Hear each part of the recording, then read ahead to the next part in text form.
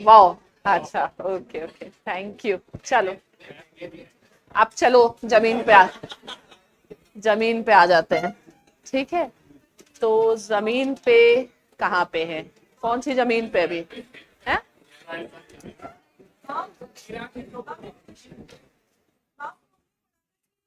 जो middle east की country है उसको प्रॉब्लम है इसराइल के साथ, मतलब रिसेंटली साउथ अफ्रीका ने एंड इन्वॉल्वमेंट है उसने इंटरनेशनल कोर्ट ऑफ जस्टिस में इसराइल के अगेंस्ट कंप्लेंट की है। तो आप तो क्यों उसमें उनका क्या पर्सपेक्टिव है? South Africa, Israel, south Africa जो है वो थर्ड वर्ल्ड को रिप्रेजेंट करता है। ठीक है, next is south Africa has a history of imperialism. Next, they have a history of racism and segregation. So they emotionally relating themselves, emotionally also relating themselves with the victim, जो भी Gaza में हो रहा है, एक चीज है। फिर right now South Africa is closer to China. ठीक है, तो चाइना करा रहा है ये सब, लेकिन उनके अपने भी रहे हैं मतलब सेंसिटिविटीज। और अमेरिकन मतलब anti imperialism, they are okay with Chinese imperialism but not okay with American imperialism, that is a problem. So last thing we were on which war हो गई। हाँ, अच्छा, सो 78 तक हम लोग पहुंच गए। मैम, यस, अब यहां से मैम, चेंज होगा start. Yes, ma'am here. Ma'am, yesterday you told us to write about the Arab League. I have a doubt in that.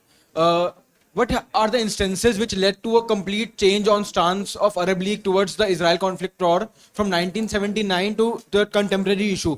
Where 1979 they suspended the Egypt's membership in the Arab League because it signed the peace agreement. Camp David accord, हाँ ठीक। But now they are not even giving an official statement on the Israel-Palestine conflict. So what's the reason of a complete change in stance? ठीक है, अभी अभी questions रखो और धीरे धीरे अगर नहीं आंसर हो रहे तब पूछो, अभी पहले इवोल्यूशन समझना है इसीलिए। तो अब हमारा गेम चेंजर है in international politics is revolution in Iran, and we have to understand the consequences of revolution in Iran for the region. Okay, तो ऐसे सब हेडिंग लिखो बस, revolution in Iran and its consequences.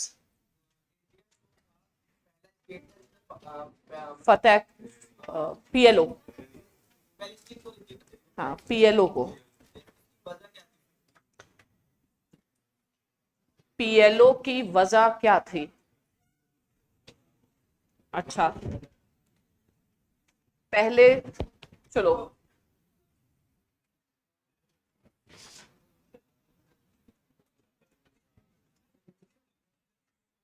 ये है middle east, ठीक है, और एक we can have a mental map of Middle East in the sense who are the major players in Middle East. Okay, so one player is Turkey in the Middle East, and then there is USSR, sorry, Russia. Russia is also a player. Now, Turkey, next player is Iran. Another player is GCC countries. In GCC countries also, there are 3 poles. Okay, one is Saudi Arabia, another is UAE. They can be together also. And the other pole is Qatar.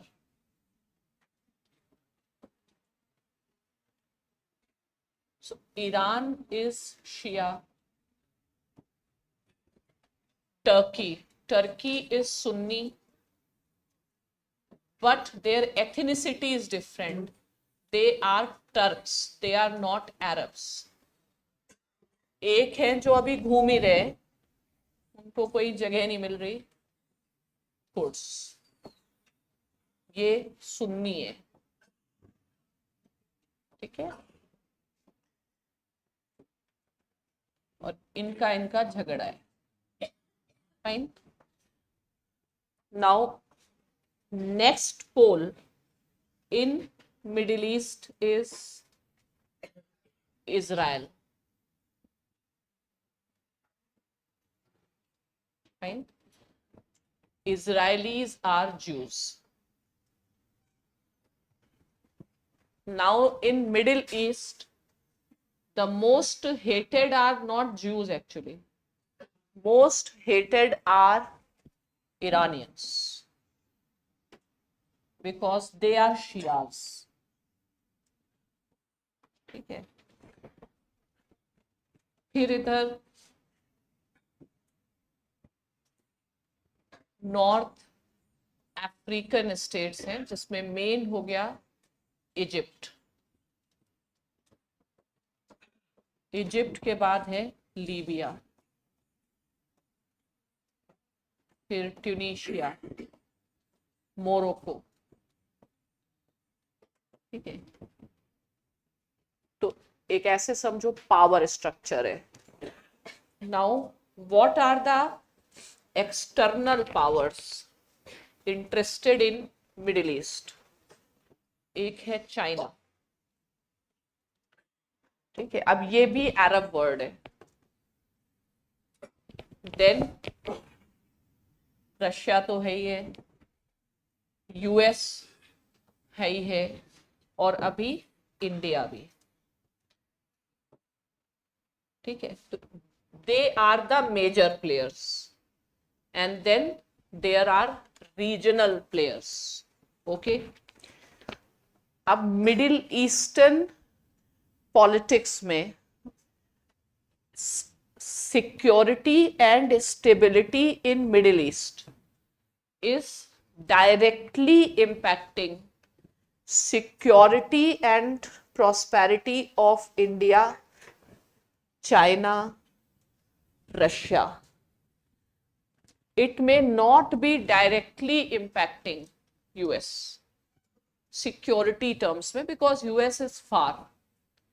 तो ये first circle of countries है and then third next circle of countries है. इसके अलावा Middle Eastern politics में lot of non state actors हैं. Hamas, Hezbollah, Houthis, ISIS, al Qaeda, al Nusra, बहुत सारे हैं. इसके अलावा इनकी अपनी एक सिविल सोसाइटी, वो अलग है सिविल सोसाइटी. अब सिविल सोसाइटी का एक बहुत इंपॉर्टेंट ग्रुप है मुस्लिम ब्रदरहुड.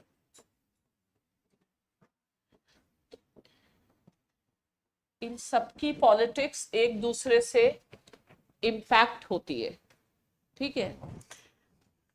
ये अब इन जनरल सिस्टम समझते हैं मिडिल ईस्ट में. In Middle East Arab countries of Gulf region, what are they? They are monarchies. Then Arab countries of North Africa, they are dictatorships and primarily military dictatorships. Then in North, matlab Middle East, next country is Turkey. Turkey is authoritarian democracy where in their politics military has very powerful role. Wherever US will have allies, military will always have powerful role. Fine. And then there is Israel. Israel is democracy. Then there is Iran. Iran is democracy, but democracy which is not recognized as democracy by the West. Okay? So now different countries in the region, जैसे different countries in the region, they have reason to hate each other for various reasons. Fine. So most of the countries, if you leave Israel, rest are not, Muslim countries are not democratic countries. Fine. Out of all Muslim countries, the only democratic country in the region is Iran. So Iran is a problem for all Muslim countries where there is a dictatorship, where there is monarchy. Okay? Now what is US politics in Middle East? US politics everywhere is US does not like democracy. ठीक है? US कहता है कि promotion of democracy and human rights is their objective. They say so because others start believing in that. Fine. So US actually does not want democracy. US uses this democracy, human right things only for promoting insurgencies. US policy is check and balance, divide and rule. And ये जो check and balance game है, they check and balance. Actually, there is no ally of US. For US, everyone is an enemy. But one enemy they are calling as friend at a time. जैसे मान लो Turkey है, तो Turkey को contain करने के लिए US के पास Greece है, एक स्टेट है जो इनको कंटेन करता है. ठीक है. फिर टर्की इनका एलाई है, लेकिन यूएस ही सपोर्ट करता है कुर्ड नेशनलिज्म को.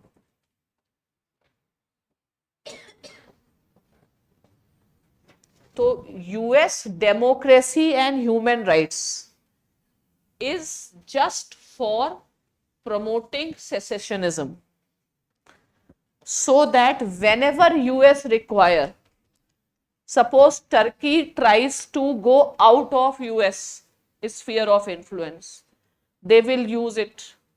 Fine. ऐसे ही मान लो इंडिया है, तो इंडिया के लिए कभी भी कश्मीर इशू वो बनाने लग जाएंगे. तो उनका democracy human rights as such theory नहीं है. And they have a problem in dealing with democracies, because in democracies between India and Pakistan, they will always prefer Pakistan, because Pakistan is not democracy. India में democracy होगी. मान लो आप WTO agrarian reforms कर रहे हो, तो फिर papers में आना चालू हो जाएगा, प्रोटेस्ट होने लग जाएंगे, हो नहीं पाएगा.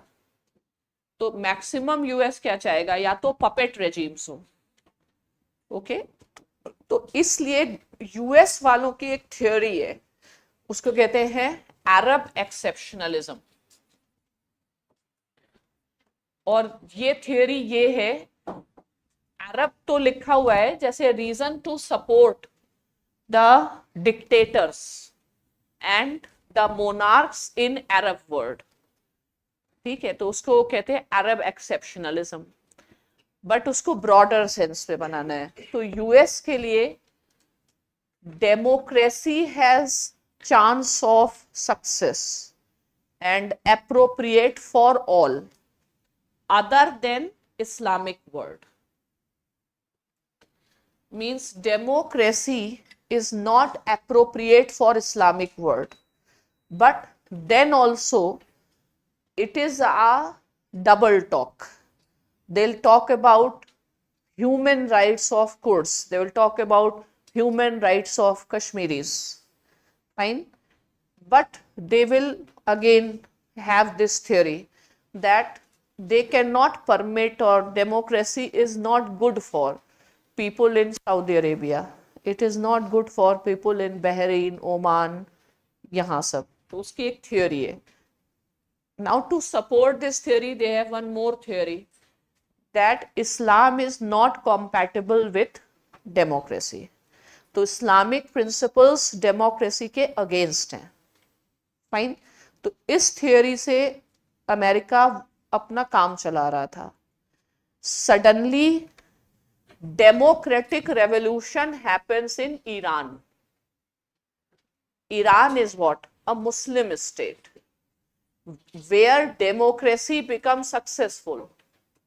So Iran challenged their theory, and that theory is a basis to support the puppet regimes there, and by supporting the puppet regimes there, Americans advance their geo-economic objectives, like they will be controlling the oil and gas trade pipelines, and for geo-economic objectives they maintain their geopolitics. तो वो उस इनकी security सब इनके हाथों में है. अब ईरान मुस्लिम वर्ल्ड में डेमोक्रेसी है, टर्की भी है, लेकिन टर्की को पहले मुस्लिम वर्ल्ड नहीं, पहले वो यूरोपियन आइडेंटिटी की कोशिश कर रहे थे. और when Turkey was never democracy in that sense, the way the way Iran is. Iran है democracy actually, okay? लेकिन Turkey always had strong army. तो टर्की को भी नहीं मानोगे. अगर मुस्लिम वर्ल्ड में, मिडिल ईस्ट में अगर कोई डेमोक्रेसी है तो वो ईरान है. तो ईरान का डेमोक्रेटिक होना इस थियोरी को काउंटर करता है, that Islam is not compatible with democracy. तो बाकी जितनी मोनार्कीज हैं वो भी इसी थियोरी पर बेस्ड है, जैसे यूएई या Saudi Arabia, UAE, there monarchies are sustaining for what? Because of the theory that Islam is not compatible with democracy. And the presence of Iran, a democratic Iran, is a problem for everyone. Okay? So why GCC countries hate Iran? Not just because Iran is Shia, but the bigger problem is Iran is democracy. Because when Iran can be a democracy, and democracy is something irrespective of any religion. After all, people are humans. Everybody desires freedom. Democracy has a demonstration effect. So they understand that if democracy will come in one country, someday or the other, people in other countries also start demanding democracy, and that thing became fact also at the time of Arab Spring. In Arab Spring, people started opposing the dictators, and Arab Spring was a civil society movement. It was a movement led by the people themselves. So USA tried tooth and nail to end Arab Spring completely. अब लेकिन it becomes easy for US to give democracy in Middle East the religious color. So in Middle East, because the kings and sultans, it's not that people in Middle East, they really like their monarchs. Monarchs are in power by controlling, and because of US security, US supports, US provide them the security. Otherwise, people are not happy.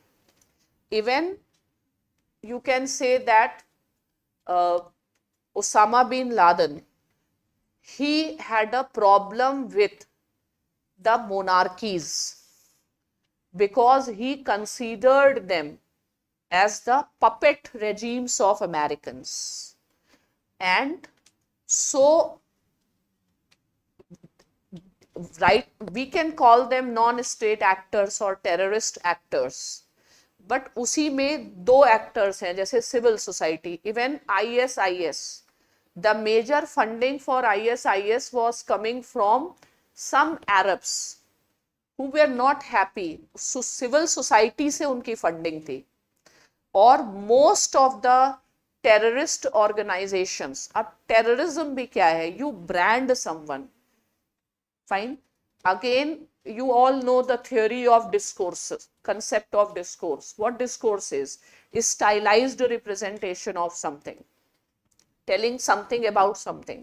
So who is a terrorist, who is not a terrorist, it all depends upon how US will tell, how China will tell. सबके अपने अपने terrorist की list है, तो सबके अपने convenience से वो पर्टिकुलर लिस्ट है.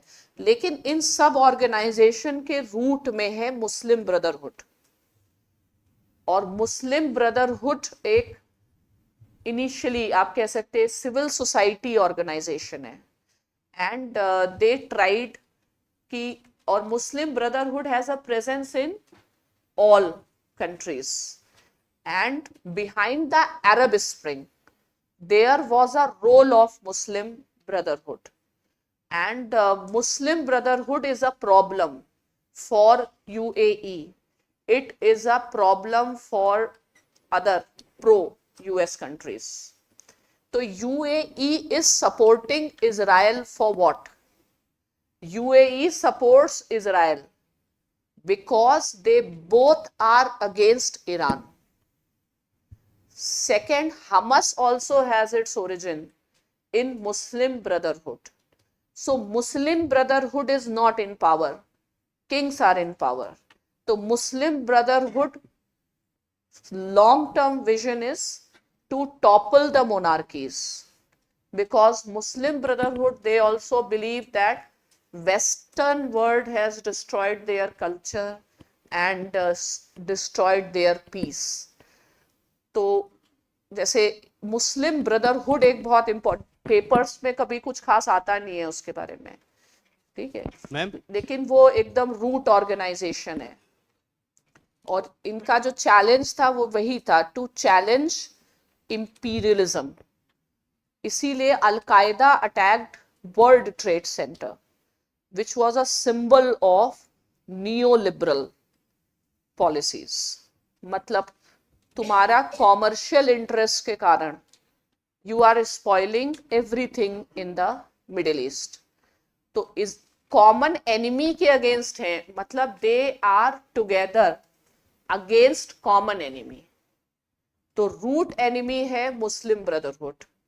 Muslim Brotherhood is the base organisation, ठीक है, बेस है, अल-कायदा बेस है. बेस से इमर्ज हो रहा है फतह, बेस से अब इमर्ज हो रहा है हमस. तो इसलिए ये सुन्नी हो करके भी दे आर एंटी हमस, ठीक है. So they are together, everybody is together for their own interest. UAE is working with Israel at I2U2 not because of US, but because since the Arab Spring, the influence of Muslim Brotherhood has increased. और दूसरा जो enemy है जो फायदा ले रहा है वो ईरान है. फिर तो मुस्लिम ब्रदरहुड, कोई भी non state actor can not survive much without state support, because every state non state actor is a proxy actor. तो स्टेट सपोर्ट कहां से आता है? वो आता है ईरान से. ईरान को सपोर्ट कहां से आता है? रशिया और चाइना से. रशिया चाइना क्यों करते हैं? क्योंकि यूएस करता है चेचनिया में, यूएस करता है जिंगजियांग रीजन में. तो Russia and China wants that they should speak in the language which Americans understand. तो एक ऐसे चेन बना हुआ है. रशिया और चाइना सपोर्ट करेगा ईरान को, ईरान सपोर्ट करेगा मुस्लिम ब्रदरहुड को. ईरान को क्या फायदा है? ईरान को फायदा यह है कि ईरान कहेगा कि ये जो मुस्लिम ब्रदरहुड प्राइमरीली सुन्नी ऑर्गेनाइजेशन है, तो ईरान कहेगा कि सुन्नी किंग्स होके भी आपने सुन्नी को नहीं इंपॉर्टेंस दी, लेकिन हम शिया होकर के भी इंपॉर्टेंस दे रहे हैं. फाइन.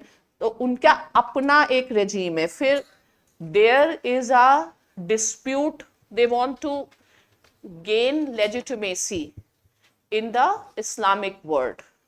Fine.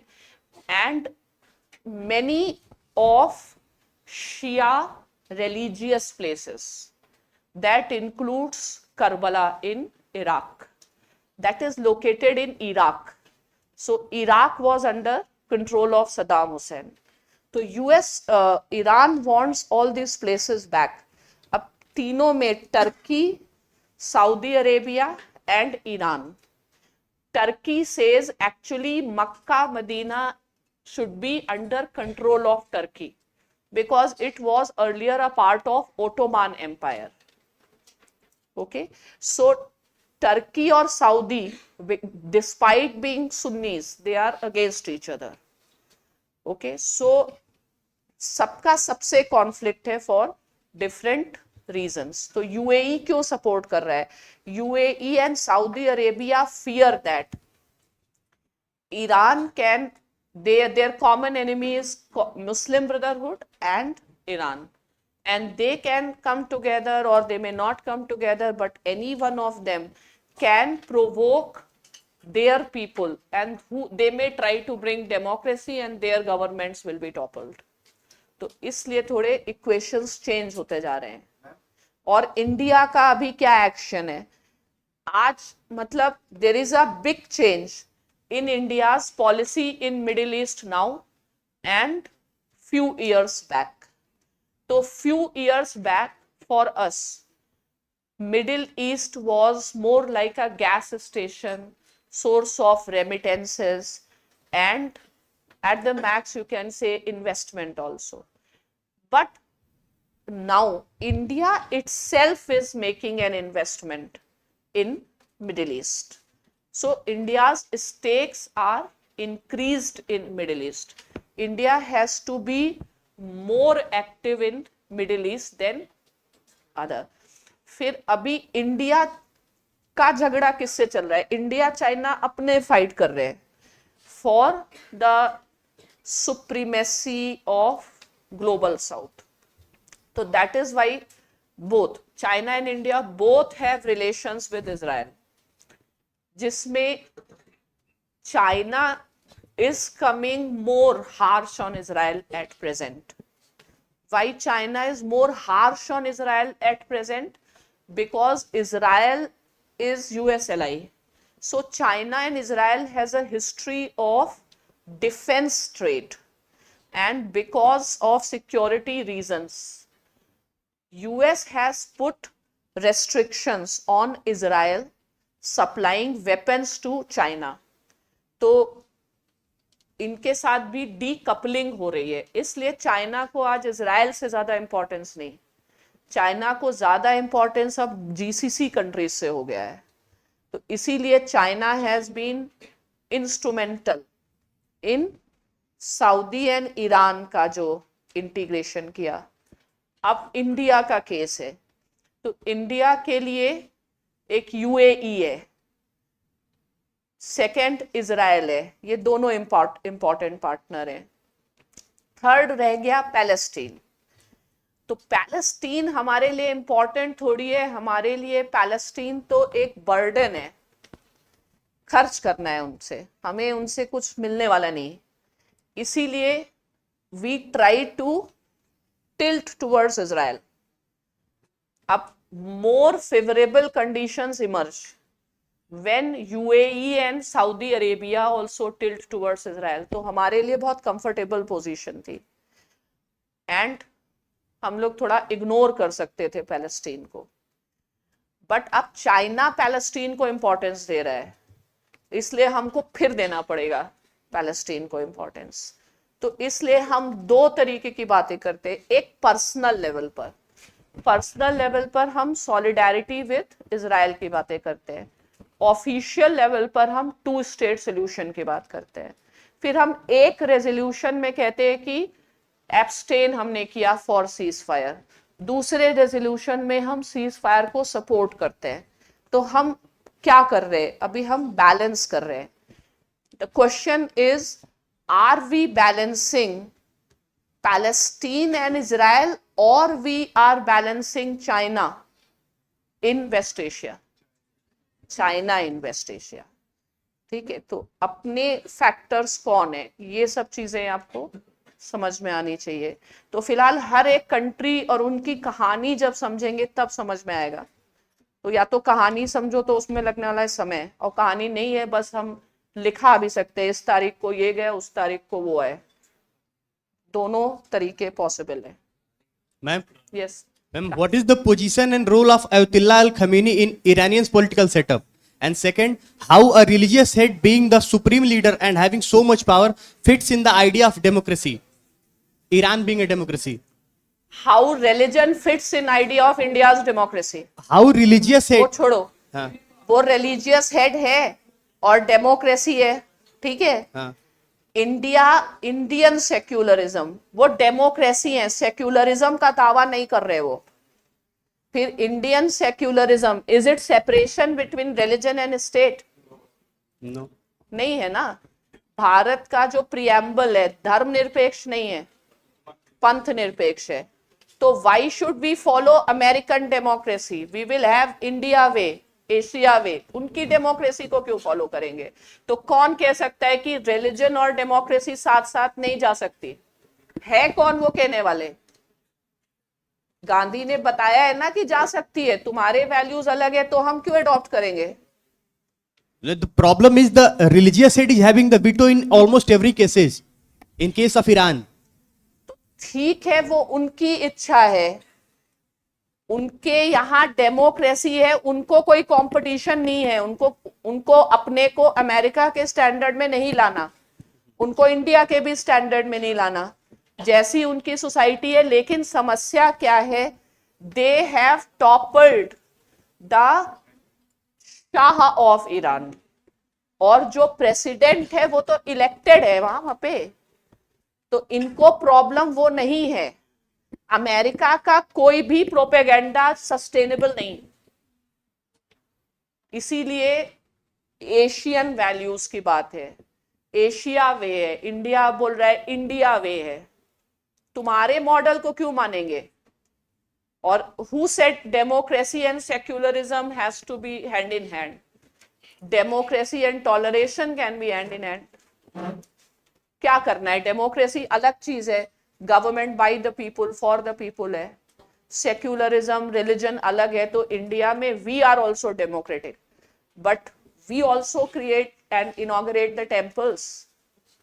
तो उससे क्या फर्क पड़ने वाला है? And then which countries are regarded as theocracy, and is there any example of theocracy in present society? Theocracies where theocracy is a definition given by West, and in West religion is seen as a bad thing. But do you think religion is bad? In India we see like that. कहाँ हम खुद भंडारा कराते रहते हैं. Religion ये क्या है? जो वेस्टर्न व्यू ऑफ रिलीजन है, that is a anaemic view of religion.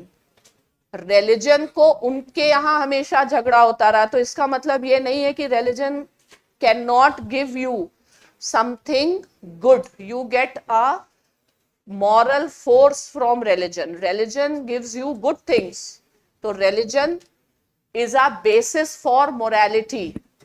और इंडियन कॉन्सेप्ट तो डिफरेंट है. मान लो इस्लामिक रिलीजन मैंने बताया अभी होगा कि पॉलिटिकल है, इंडियन तो कैसा है? स्पिरिचुअल है. तो हमें कोई जबरदस्ती थोड़ी है कि we have to be against religion. और रिलीजन को गांधी ने कभी नेगेटिव फोर्स नहीं माना. और कितना इम्प्रैक्टिकल होगा कि हम लोग एजुकेटेड होके कहें कि we don't believe in religion but our everyday life depends upon religion. हमारे फेस्टिवल ही रिलीजन पर बेस्ड हैं, उनके फेस्टिवल कैसे नहीं बेस्ड हैं? तो ये this is all propaganda.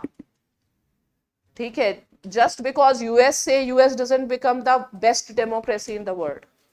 US वालों को तो खुद मैकफर्सन और इन सब लोगों ने लिखा है, they are not egalitarian by nature. So don't go by propaganda. Ma'am, the context which you discussed on the slide, that if ultimately US would want to promote puppet regime in the name of democracy and human rights, why would it promote insurgency in the region? Because democracy and human rights is a slogan to promote insurgency. US थोड़ी चाहता है democracy. US तो चाहता है puppet regimes. लेकिन अगर Turkey बात नहीं मानेगा तब इंसर्जेंसी करेंगे, तब एकदम डेमोक्रेसी ह्यूमन राइट्स. अपने यहाँ क्यों नहीं कर ले रहे हो ब्लैक्स के लिए? वहां का क्या काम खत्म हो गया अमेरिका का, जो दुनिया भर में डेमोक्रेसी फैला रहे हो? America is out gone.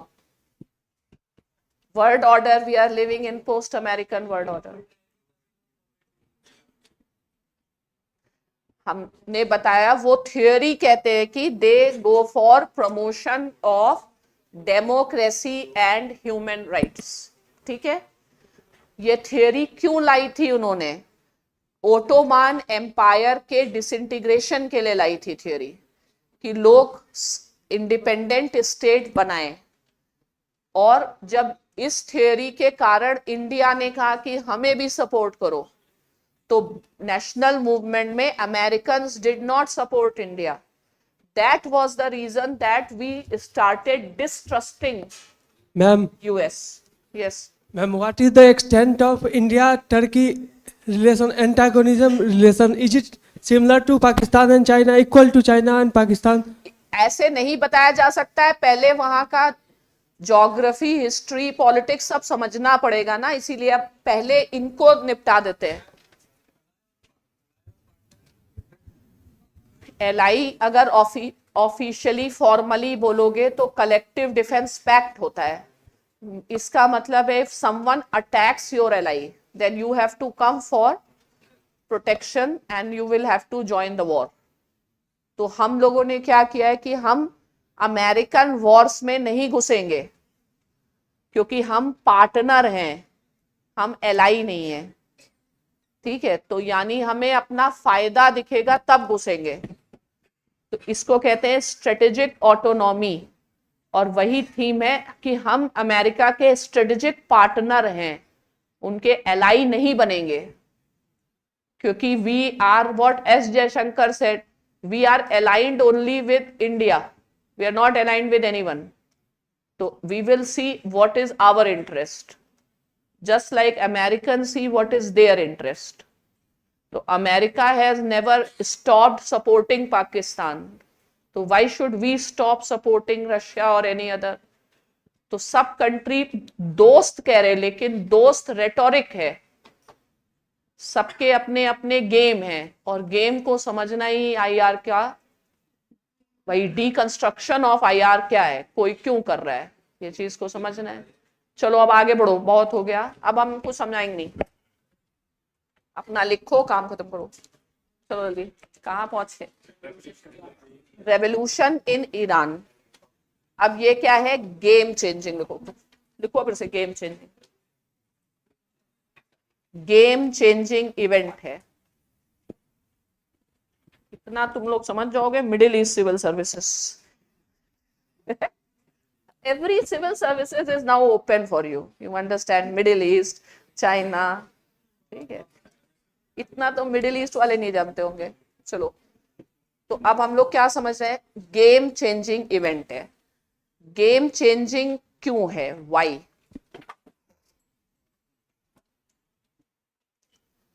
Because this will end US hegemony.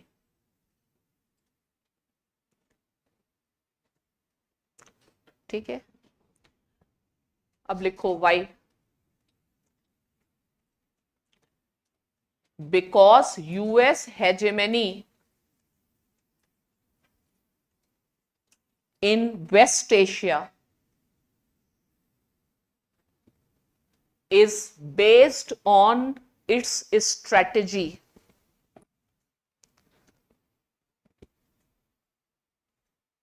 to support the monarchs and dictators.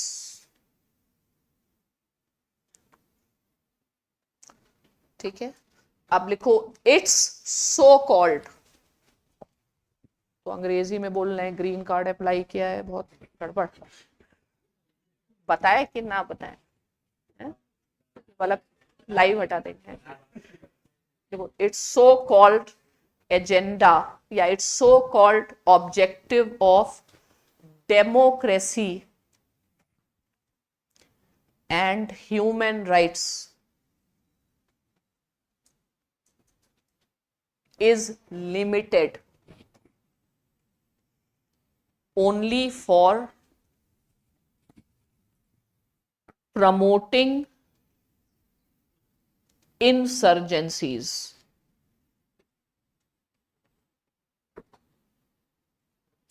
ठीक है, फॉर एग्जाम्पल कुर्ड्स या issue of Kurds at present, KURDS, Kurds at present.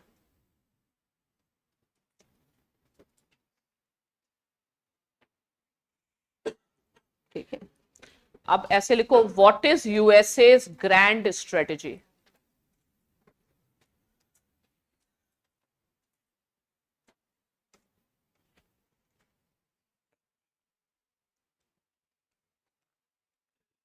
US की ग्रैंड स्ट्रेटेजी को कहा जाता है balance of power. Balance of power, खुद को चाहिए हेजेमनी, तो बाकी जगह क्या बनाना है? Balance of power. इसको टेक्निकल वर्ड क्या है? Offshore balancing.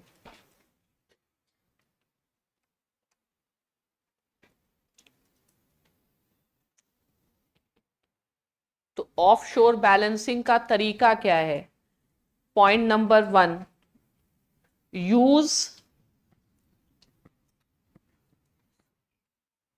Regional rivalries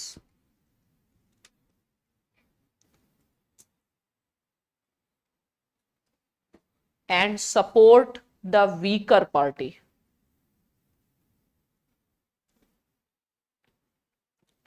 example लिखो, Saudi Arabia विज़ाविज़ Iran,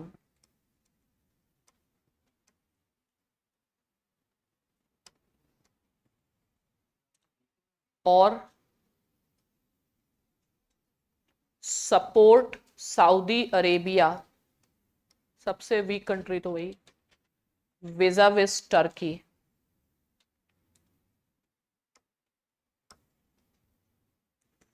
Turkey Saudi Arabia में झगड़ा चलता रहता है, कभी कोई उनके पत्रकार मार देते हैं, कभी उनका कर देते हैं, क्योंकि दोनों जो है उनको लीडर बनना है। ठीक है, तो अब इसी में लिखो राइट, ये तो स्ट्रेटेजी नंबर 1 है। अब सेकंड है स्ट्रेटेजी नंबर 2। ठीक है, यूज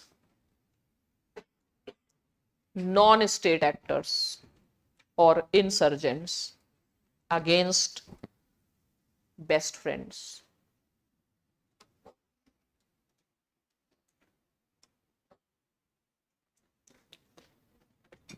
बेस्ट फ्रेंड के अगेंस्ट एक और टपोरी एक्टर पकड़ लो। ठीक है, तो ये इनकी ऐसे एक के बाद एक के बाद, इसको कहते हैं किलेबंदी, फोर्टिफिकेशन। फाइन, तो एक के बाद एक पकड़ के रखो।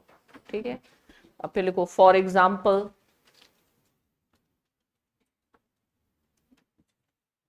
कुर्ड्स अगेंस्ट टर्की,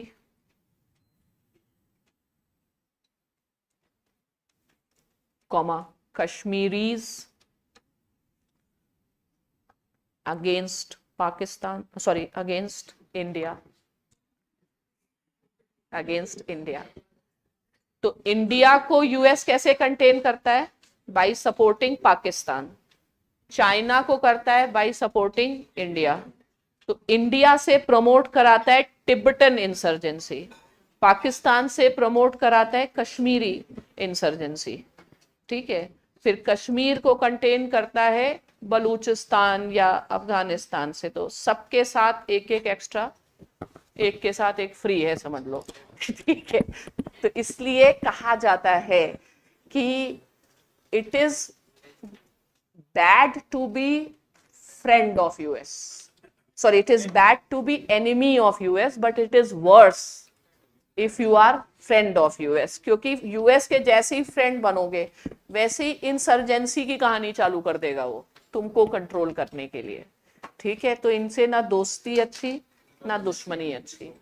ठीक है, अपना इंडिया वे चलते रहो, एकला चलो, नॉन अलाइनमेंट, कोई लेना देना नहीं। Is that clear?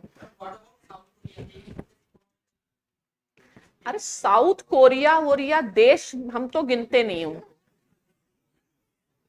इनको नहीं गिना जाता है, इनके पास कोई ऑप्शन नहीं है। ठीक है, इसमें इस कैटेगरी में जो मिराकल है वो जापान है। ठीक है, बाकी country should have size, many other things. तो साउथ कोरिया ओरिया तो ऐसे ही है। ठीक है, तो अब हम कहाँ पहुंच गए? ये इनकी पॉलिसी है टू सपोर्ट दोज मोनार्क, तो चेंजिंग जियो पॉलिटिक्स। फाइन, अब जस्ट राइट व्हाट हैपेंड, ऐसे लिखो what happened because of Iranian revolution.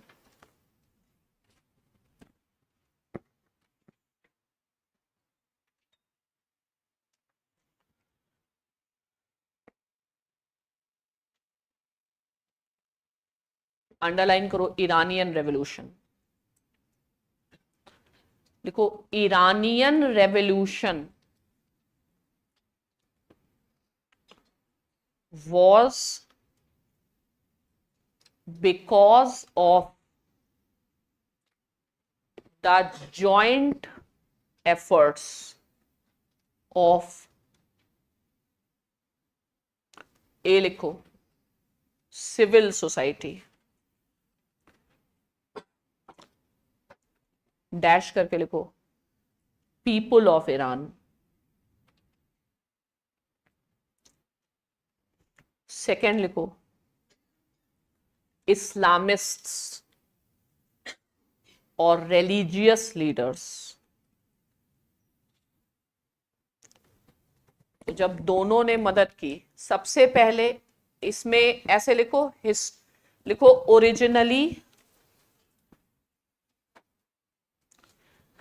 Iran was US ally, लिखो right, at that time Iran was under monarch क्या नाम था ईरान के किंग का? हम भूल गए, कल बताया था। शाह, हाँ, मोनार्क। लिखो रेजा शाह पहलवी, REZA, रेजा शाह पहलवी। ठीक है, अब नेक्स्ट लिखो, even in 50s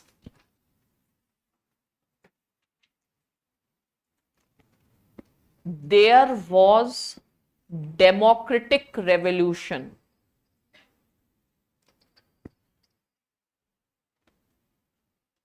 and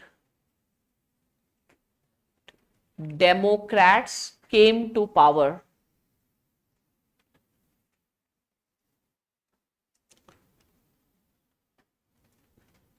Democrats underline करो, लिखो दैट टाइम सोशलिस्ट गवर्नमेंट।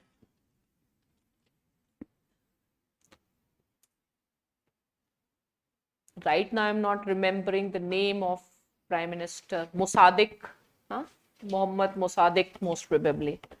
ठीक है, तो सोशलिस्ट है, तो सोशलिस्ट को कौन लाया होगा ईरान में?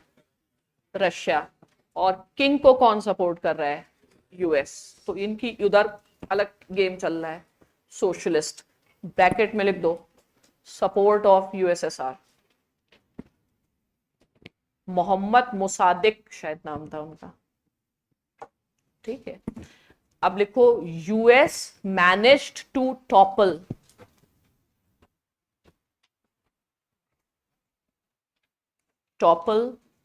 the government of Mossadegh, MOSSADEQ, topple कर दिया। अब लिखो वाई, क्यों टॉपल किया? तूने डेमोक्रेसी बढ़ाई या घटाई? और पावर ऑफ प्रोपेगेंडा इतना स्ट्रांग होता है कि लोग रियलिटी को समझ ही नहीं पाते। तो अगर यूएस ने डिस्कोर्स बनाना चालू कर दिया तो this is not democracy, this is totalitarian people will consider that as a standard, and इसी को कहते हैं Eurocentric understanding. Language is Eurocentric, we understand things through USA's language. ठीक है, तो गवर्नमेंट क्या लिखा है हमने? वाई, क्यों किया है? देखो because the government started nationalising oil and gas.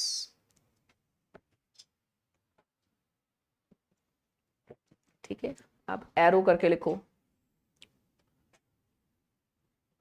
Harming the interest of American companies.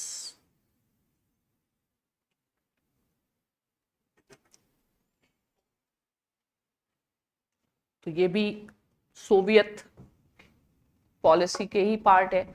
और सेकेंड वर्ल्ड वॉर के टाइम में, जैसे ईरान तो शायद कॉलोनी नहीं था उस सेंस में, लेकिन फोर्सेस जो थी, American forces were there and Soviet forces भी मिडिल ईस्ट में थी, तो उस मतलब king could come to power, but then democracy had there.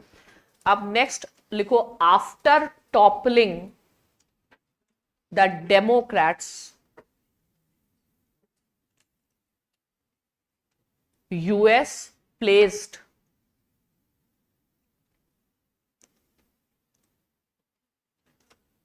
Shah of Iran in power. Shah of Iran in power. Underline करो, Shah of Iran. अब लिखो, ऐसे लिखो, what was his policies?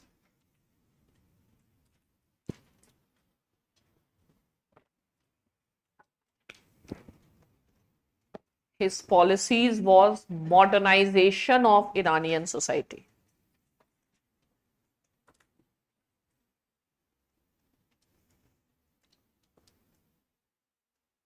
Modernization of Iranian society means westernization. देखो westernization, और Americanisation. क्यों चाहिए Americanisation? तुम्हारे कल्चर का हिस्सा क्यों होना चाहिए? तभी तो पेप्सी कोला पियोगे। अगर तुम अमेरिकन नहीं हो तो अपना लस्सी पियोगे, छाछ पियोगे, अमूल चलेगा। You understanding this? तो अमेरिकन चीजों की आदत पड़नी चाहिए लोगों में। अमेरिकन मूवीज की आदत पड़नी चाहिए, तभी तो मूवीज ईरान में बनेगी और सेल होंगी। तो सबसे पहले you have to develop the habit. तो Americanisation as a culture had started. Yes,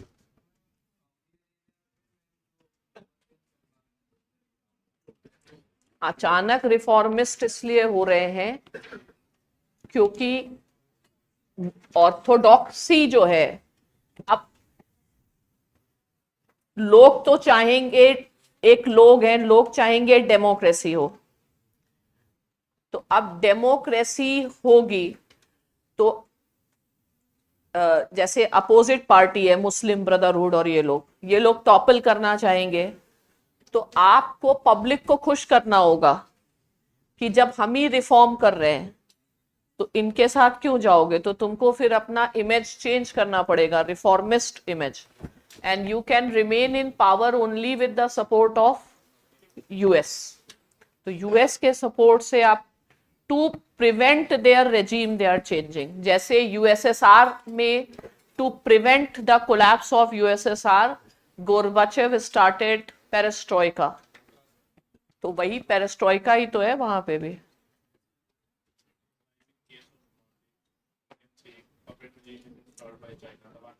सब जगह पपेट रेजीम, जैसे India will also want puppet regimes इन नेपाल।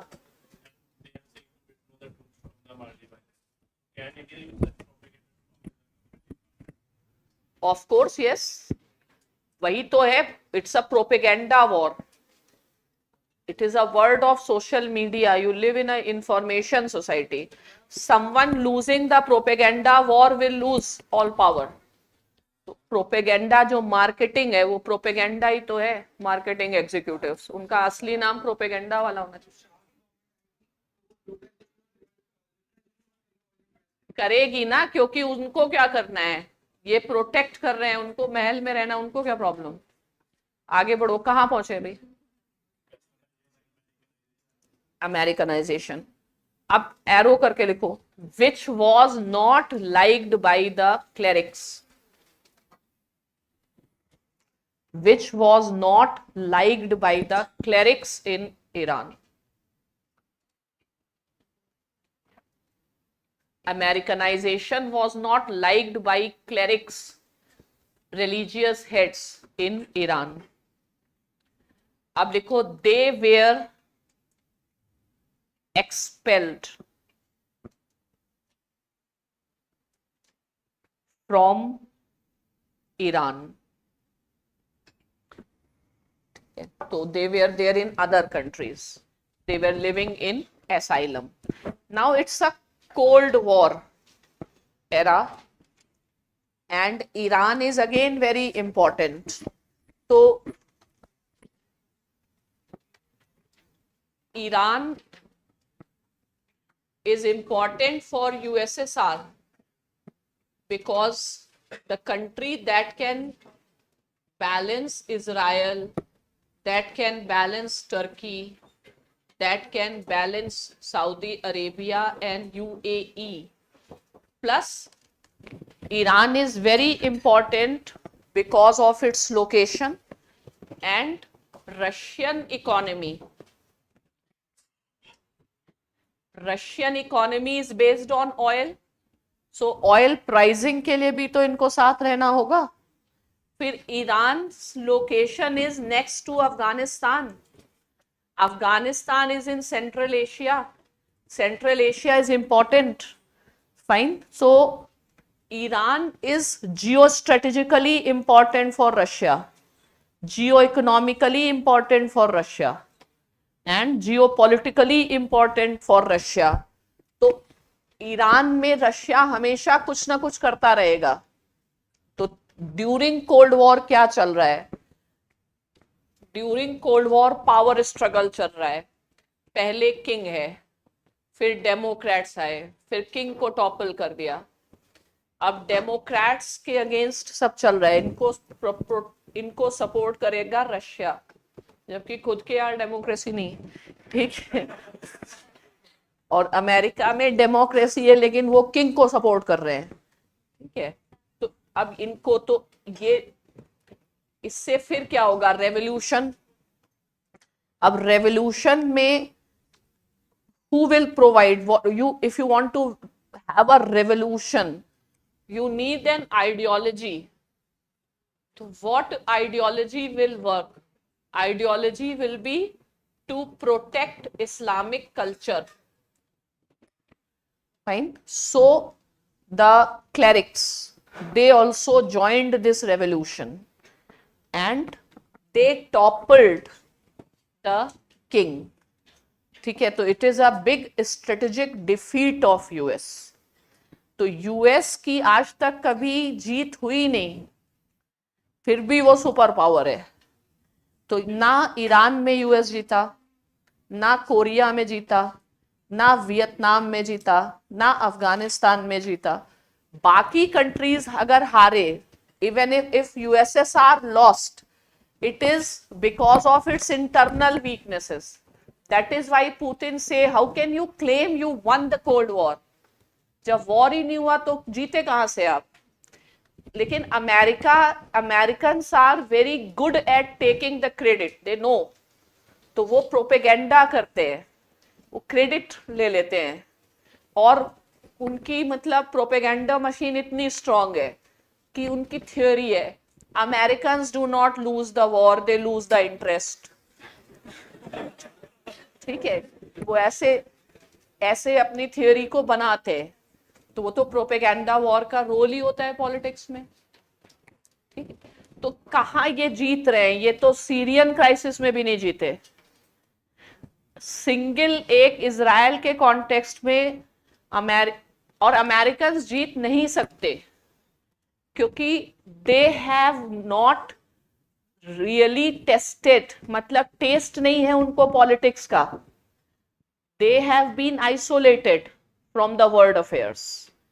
तो उनकी जितना भी अंडरस्टैंडिंग है ना अमेरिकन की, दैट इज ऑल थियोरिटिकल, सारा बुकिश अंडरस्टैंडिंग है, ऐसे हेजेमनी। सबसे ज्यादा तो idealist and utopian countries American, because they work on theories, they consider theory as real, and these are the people who have been there in world politics throughout.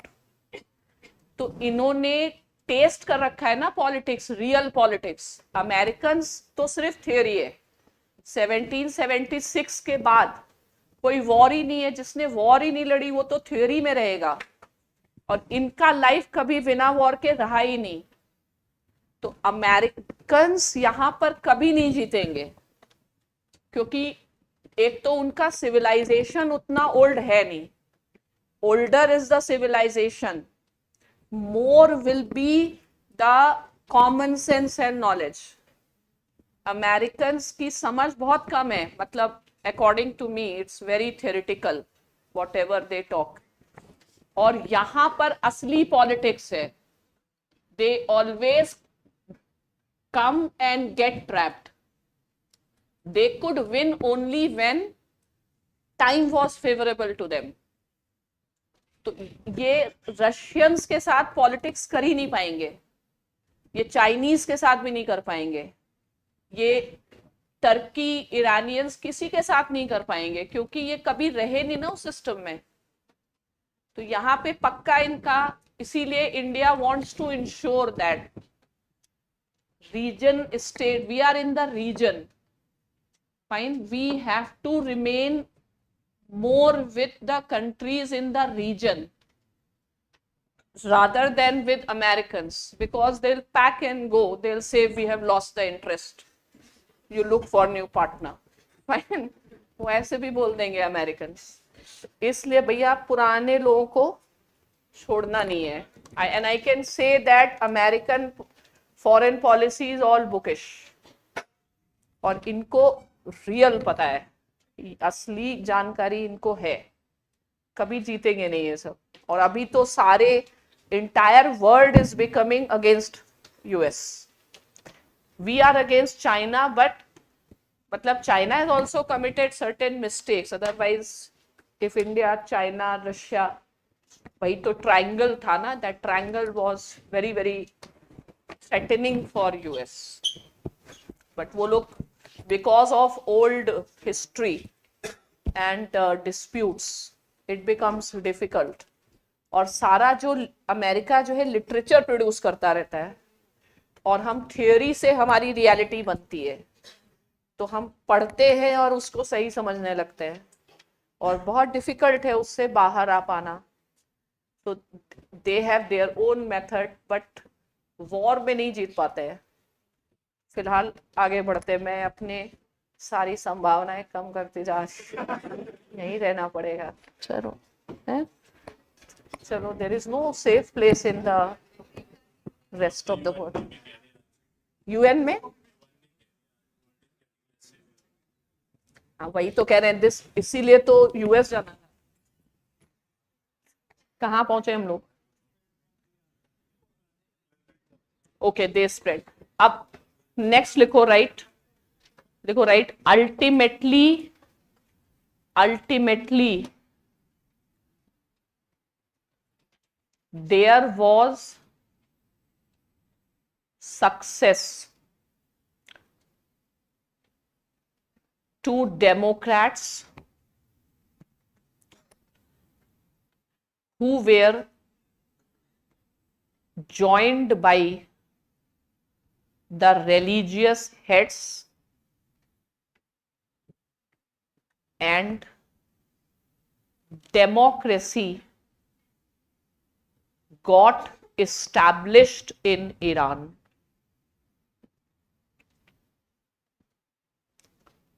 Underline करो, democracy in Iran.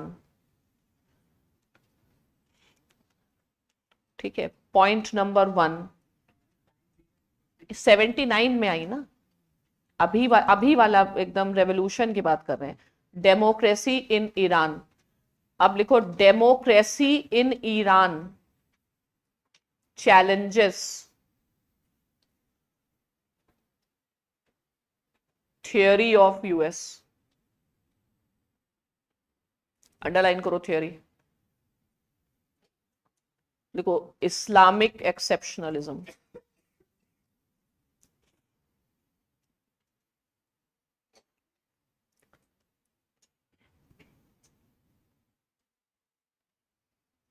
ठीक है, next देखो, it also threatens the security of monarchies and dictatorships in the region.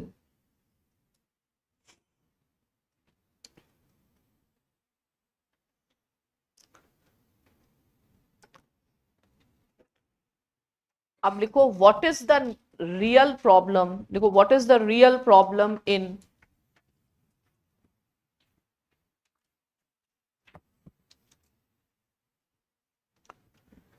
Iran and Saudi Arabia?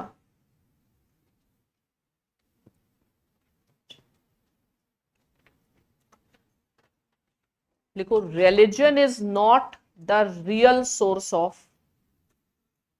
conflict.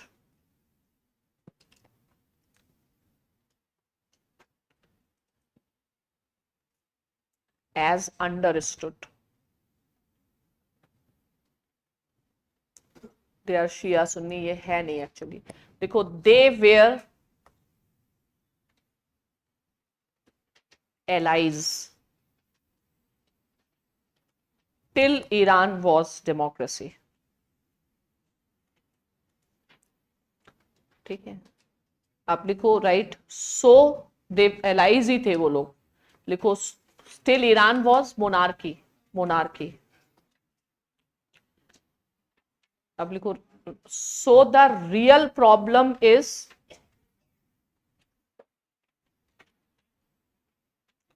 Monarchy versus democracy.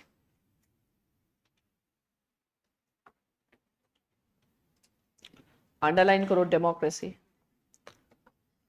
देखो, democracy has demonstration effect.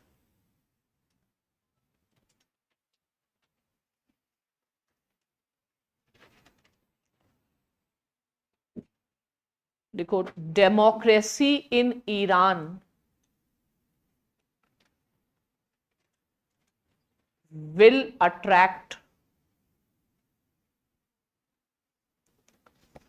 people in Saudi Arabia also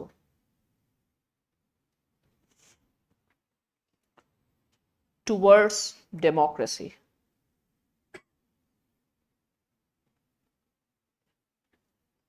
ठीक है, तो ऐसे tension start हो गए। या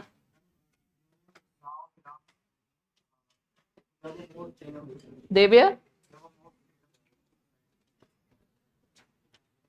there was more freedom is fine, but that was also the loot of the country.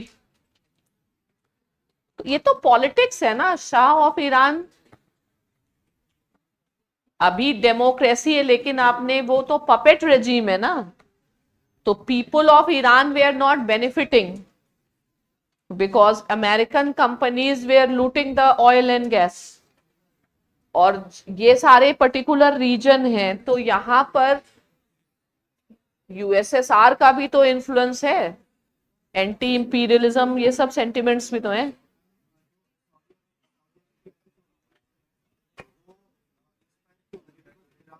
Saudi, क्योंकि Iran और सऊदी अरेबिया बॉर्डर शेयर करते हैं।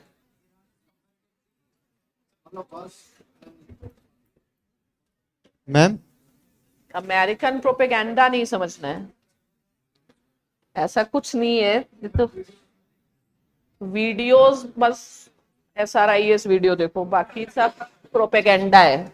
आई विल टेल दैट।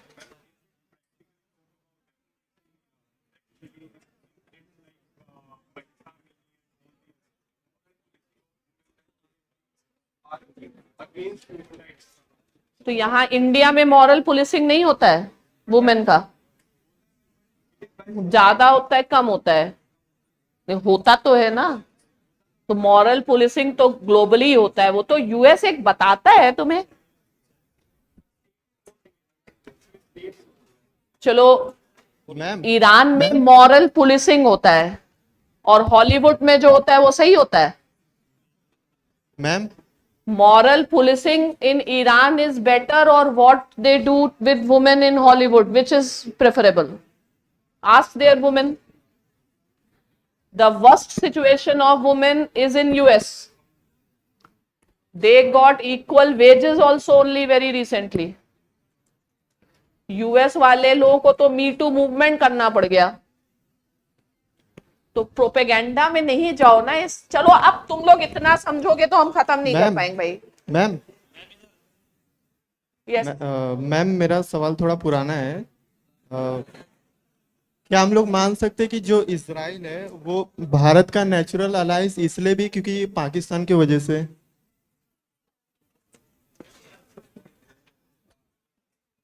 देखो, ये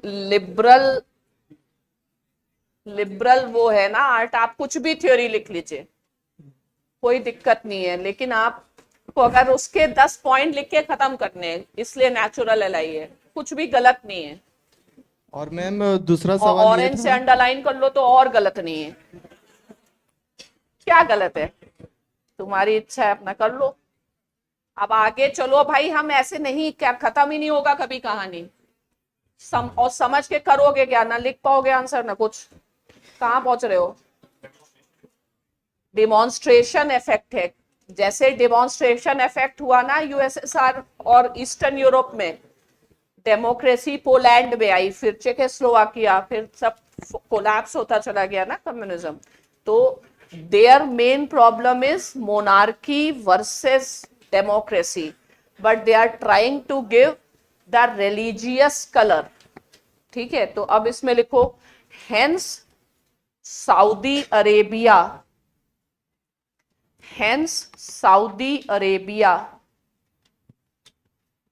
started to give the religious color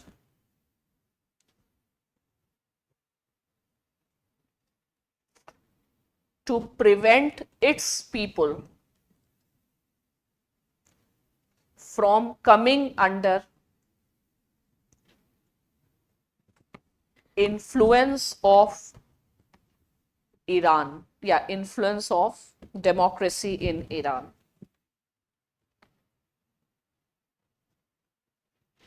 Arrow करके लिखो. There are many fault lines in Middle East.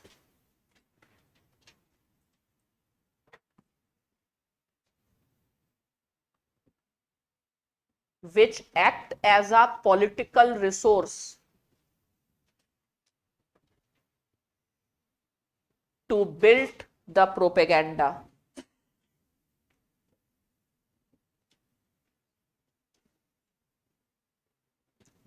To build the propaganda. अब लिखो what is Iran's policy since then?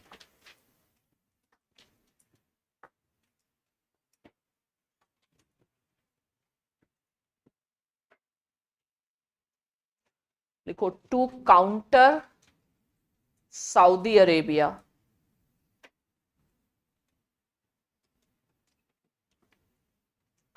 अब लिखो हाउ. देखो by projecting itself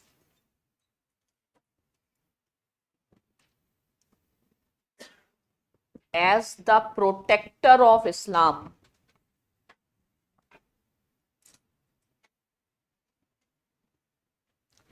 अब लिखो what is the way to establish itself as a protector of Islam in Middle East. भाई पकड़ लो और क्या. ठीक है, तो पॉइंट नंबर 1 लिखो grab the Palestinian issue.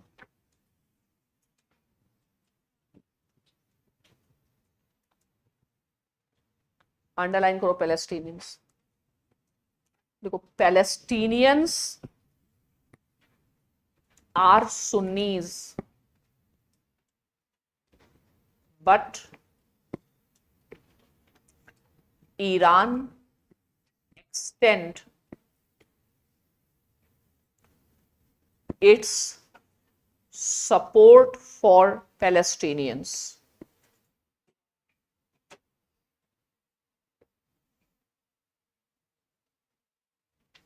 ठीक है, अब पैलेस्टीनियन कॉज को पकड़ के लीडर ऑफ मुस्लिम वर्ल्ड बन जाओ. इंडिया भी तो बन रहा था मोर अरब देन अरब. ठीक है, तो वो एक रेडीमेड इशू है. तो अब ये पैलेस्टीनियन कॉज आप लिखो that is Y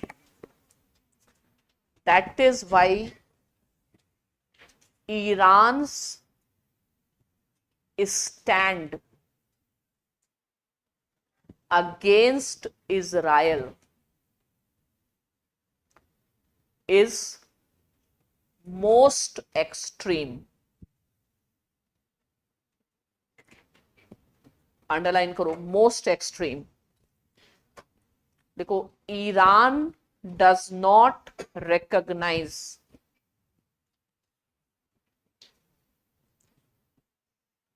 Israel's right to exist. कयामत तक लड़ेंगे. ठीक है, क्योंकि इससे लीडर बन रहे हैं और लोग अपने किंग को बोल रहे हैं कस्टोडियन ऑफ मॉस्क तुम हो, लड़ वो रोक रहे हैं.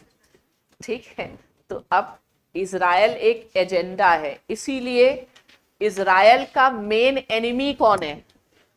ईरान है. ठीक है, अब सेकेंड पॉइंट लिखो. सेकेंड पॉलिसी क्या है?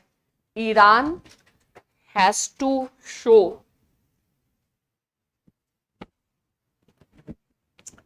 that Gulf monarchies are puppets of USA.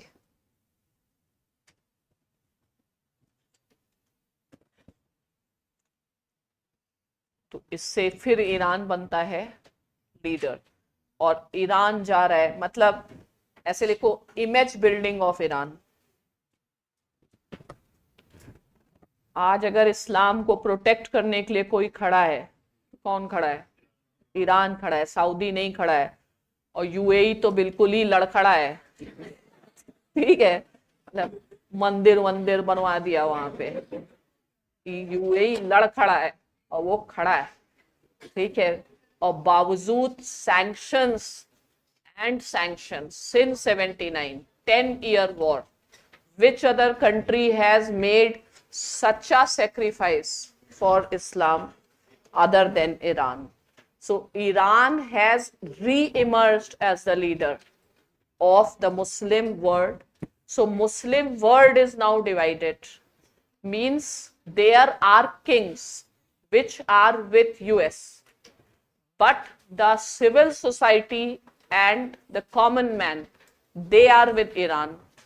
And because common man is with Iran, Iran has a very easy passage to promote and send the aid and everything to the terrorist organisations, क्योंकि वो civil society, Saudi के king नहीं जाने देंगे लेकिन people जाने देते हैं।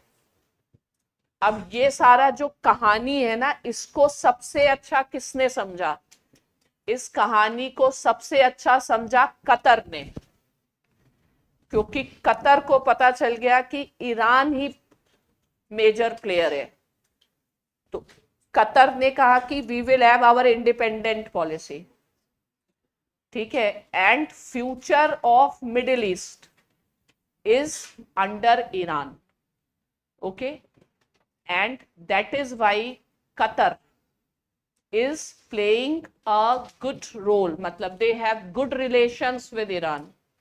Because they have good relations with Iran, Qatar and Saudi Arabia and UAE had issues, ठीक है।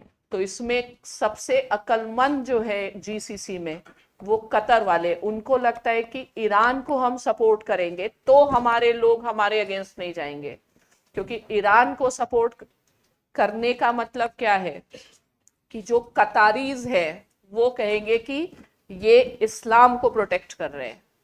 तो अब इस्लाम को प्रोटेक्ट करने के लिए कतर ही हेडक्वार्टर है for Hamas, Qatar is a headquarter for Taliban, Qatar ही सारे टेररिस्ट ऑर्गेनाइजेशंस जिसको बोलते हैं उनका हेडक्वार्टर वहां पे है, ठीक है। क्योंकि वहां से ईरान नहीं बन सकता हेडक्वार्टर, बिकॉज ईरान के अगेंस्ट सैंक्शंस हैं, तो पैसा नहीं जा पाएगा। तो पैसा कहां से जाएगा? कतर, कतर का जो फिनटेक है उसका सबसे बड़ा रोल है।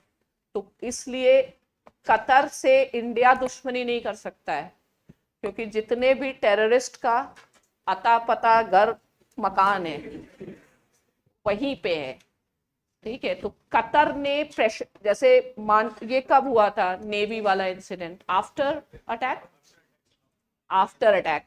तो अभी तक they have not told you the reason. What was the reason? The reason was India should not go pouring all love or showering all of its love for Israel. Fine. So India should not leave this balancing act. तो सब मतलब Qatar अपनी, Qatar बहुत smart country है। Yes, what is the impact of USA's cuts on Iran?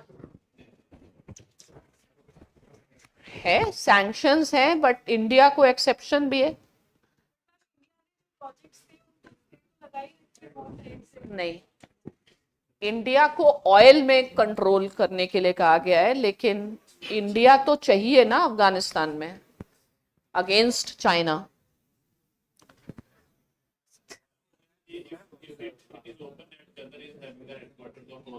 Open क्या? सबको वहीं तो होता है मीटिंग।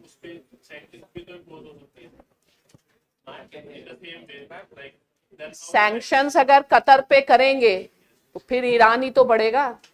आपको कतर को अपने साथ रखना है, यूएस को, ईरान के पास नहीं जाना है, तो उसको अपीस करना होगा। US has to appease Qatar. Qatar has understood the equations that there is huge resentment in Middle East against US. So there can anytime be protests against these monarchies. So Qatar has to maintain the distance from Saudi Arabia and UAE, and Qatar has to also show itself as a second protector of, अगर जो Islamic world का protector है वो एक strong reason रहेगा power में रहने का, और वो लीवरेज देता है। इसीलिए कतर ने स्टार्ट किया, Qatar long time back started Al Jazeera, and Qatar के तमाशे बहुत टाइम से चल रहे थे, क्योंकि वो लोग समझ गए कि ऐसे करना है। हाँ, लेकिन सऊदी और यूएई वाले उतना नहीं समझे, अब समझ रहे हैं। ठीक है, अभी चलो अभी आगे बढ़ो, तुम लोग थोड़ा बहुत समझो। कहाँ पहुंच गए? हाँ, तो ईरान की इमेज बिल्डिंग के लिए क्या चाहिए?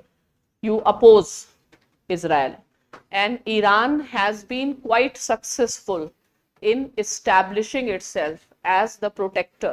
तो यूएस क्या कहता है? यूएस कहता है Iran is a rogue state. Rogue state means what? State is sponsoring terrorism. State promoting the weapons of mass destruction, and the state which is problem to its neighbors. तो there is a US propaganda against Iran. ठीक है, तो अब लिखो what US did,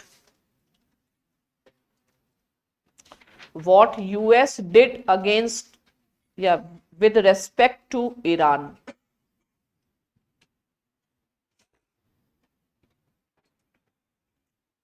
इसमें लिखो containment of Iran.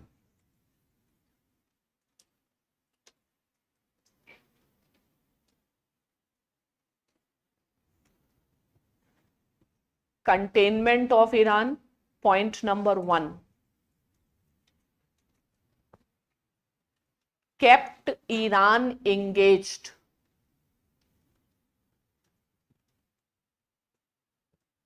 in 10-year-long war with Iraq.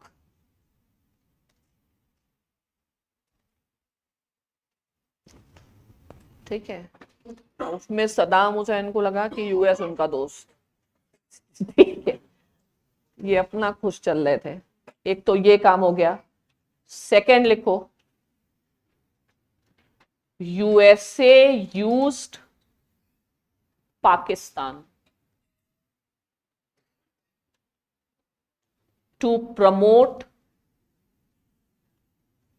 Sunni orthodox terrorist groups against Iran. Bracket में लिखो बलूचिस्तान।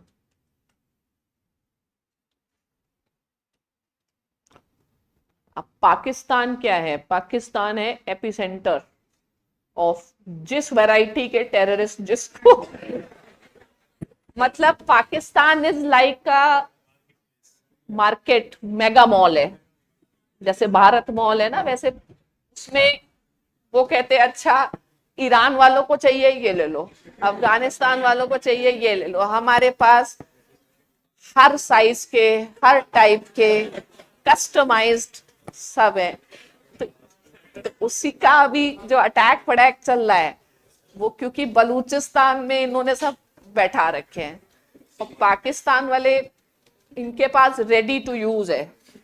ठीक है, तो रेडी टू यूज है अपना, इनकी इकोनॉमी इसी पे चल रही, उसी में इनको सऊदी भी पैसे दे रहा है, आईएमएफ भी दे देता है पैसे। ठीक है, तो इनका अपना उधर एक्सपर्टीज चल रहा है, ठीक है। तो इधर बलूचिस्तान में ईरान को कंटेन करके रखा है, इकोनॉमिकली तो कंटेन करके ही रखा है। नेक्स्ट लिखो, अब लिखो ईरान अंडर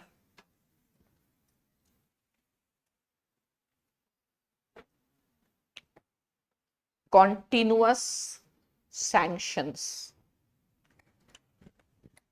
पाकिस्तान जो है ना, ये WTO के मेंबर हैं। इनका जो प्रोडक्ट ये कहते होंगे कि भाई हमारे पास बहुत जबरदस्त टेररिस्ट ऑर्गेनाइजेशंस हैं, सस्ते से लेके महंगे तक, और we want liberalisation of the borders. और क्या प्रोडक्ट बेचते होंगे ये? कंपैरेटिव एडवांटेज थ्योरी है पाकिस्तान। WTO में जाता होगा तो यही कहता होगा, free movement of zero tariff barriers. ठीक है, and we can really produce a very good quality. ठीक है, you name it, we have it. You need Sunni, you need Shia, you need this, you need that. We have of all variety. ठीक है, और truck में भर भर के हम, मान लो ट्रक ना चले तो बोट में भेज देंगे, लेकिन डिलीवरी पक्की है विथ सर्विसिंग गारंटी है। वो उनकी कौन सी वैली है? सक्सकाम वैली नहीं, वो जो फाटा रीजन में इनकी वैली है, जहां पर मेन ट्रेनिंग कैंप्स हैं। आई हैव फॉरगेटन, पाकिस्तान पढ़ाएंगे तब पता चलेगा। ठीक है, चलो कहाँ पहुंचे? अब वो इनकी मेन इंडस्ट्री, उसको कैसे वो छोड़ सकते हैं? कहाँ पहुंचे हम लोग? तो इधर चल गया। अब ईरान वाली, ईरान के कॉन्टेक्स्ट में लिखो Carter doctrine. Carter doctrine, Iran में रेवोल्यूशन हुई 79 में, ठीक है, लेकिन कार्टर डॉक्ट्रिन है 1978। उनको पता था ना रेवोल्यूशन, CIA क्या काम। तो 1978 में वार्निंग दी गई, ठीक है। तो क्या कार्टर डॉक्ट्रिन ने क्या वार्निंग है? लिखो, राइट, CARTER, कार्टर डॉक्ट्रिन लिखो, right. Middle east is USA's core national interest.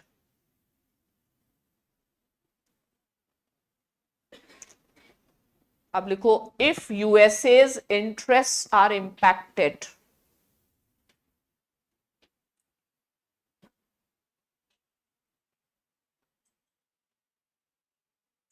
US will not hesitate in intervening militarily.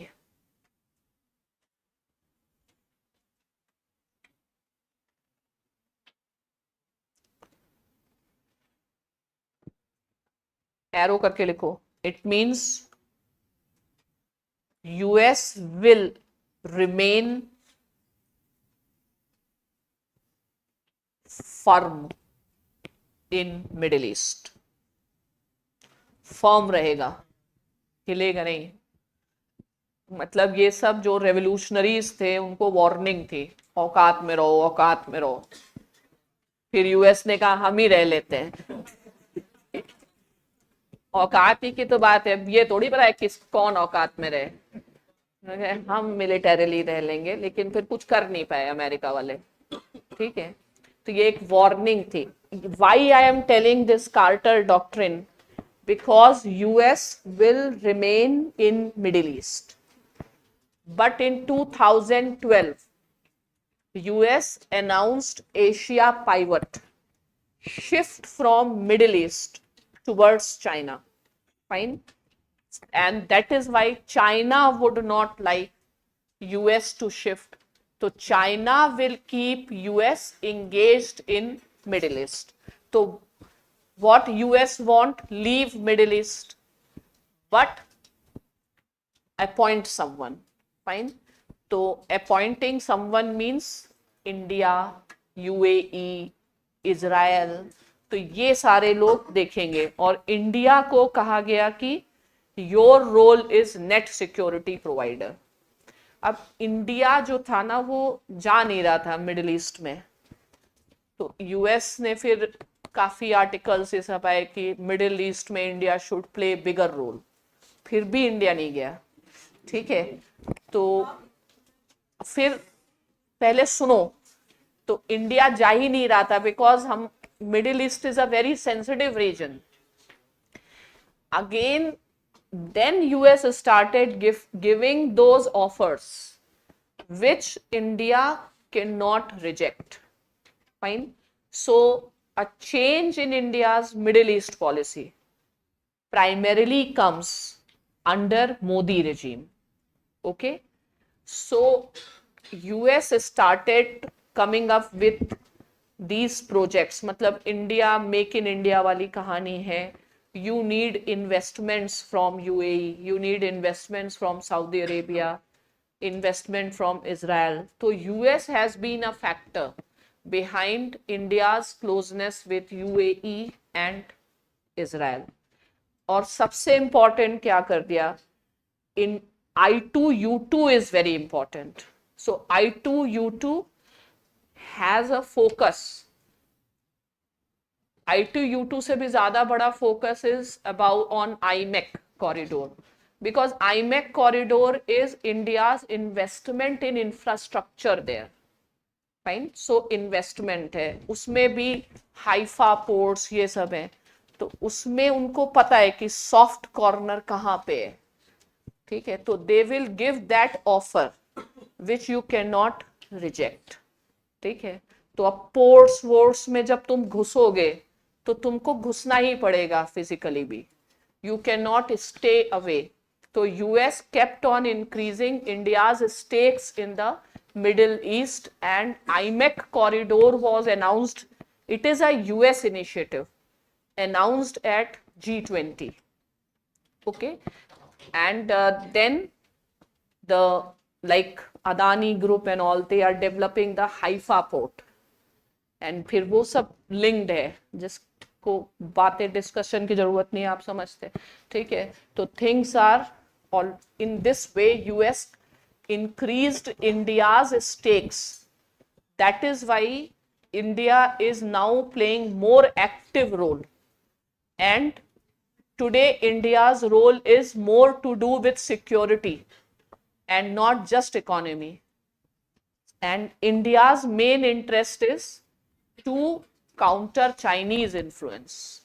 तो अब वही है, BRI versus IMEC corridor है, तो China will do whatever to spoil India's IMEC corridor.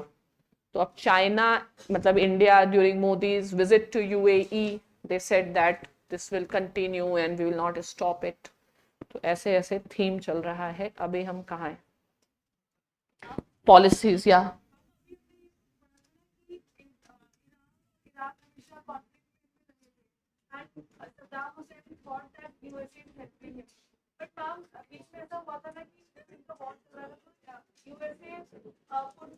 shed the aerial bombing in Iraq, and USA came to kill Saddam Hussein. अब ये कैसे हुआ? क्योंकि कोई किसी का दोस्त नहीं है। अभी वो बताएंगे, वो अलग कहानी है। अभी पहले इस कहानी में पहुंच जाओ, और ये कहानी ईरान की, अब ईरान की कहानी यहाँ पे छोड़ दो, और दूसरी कहानी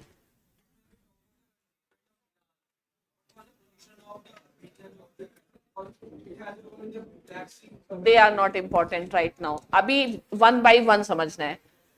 अब why I am giving you the background of Iranian revolution, because this is how geopolitics will change, and Arab world and Israel will start coming together, okay. And Oslo peace process उसी का part है, Abraham accord and चीजें, ठीक है।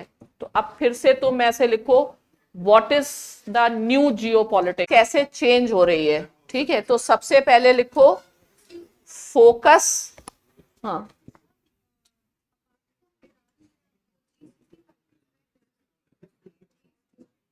US के, अभी वो बाद में बताएंगे। अब 1979 के बाद का डेवलपमेंट समझना है। तो कॉमन एनिमी कौन है? ईरान।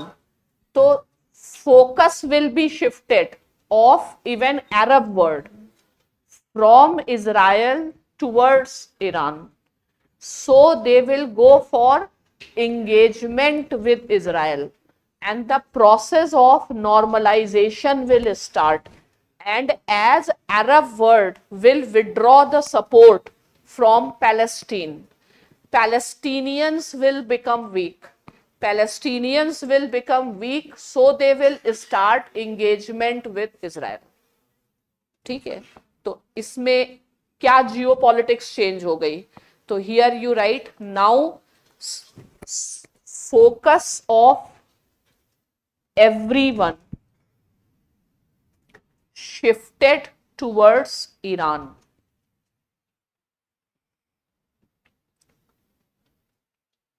अंडरलाइन करो Iran, right. Iran became the main enemy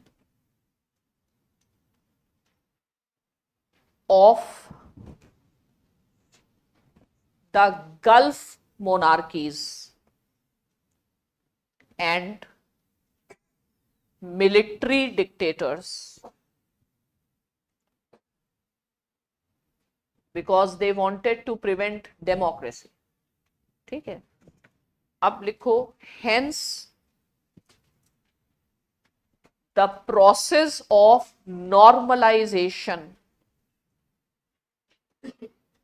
of the relations between Arab world and Israel started।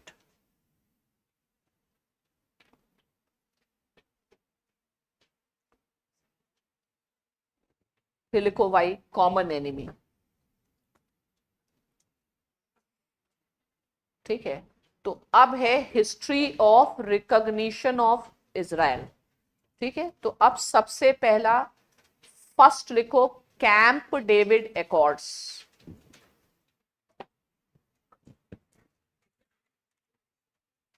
Nineteen 1978, Camp David Accords 1978,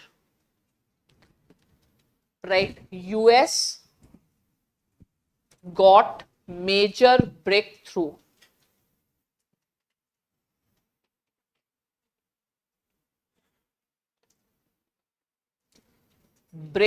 is it was successful in bringing Egypt under its sphere of influence।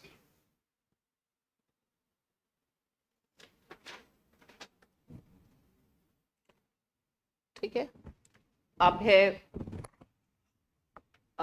why they were successful, why they were successful। लिखो because they made USSR engaged in Afghanistan।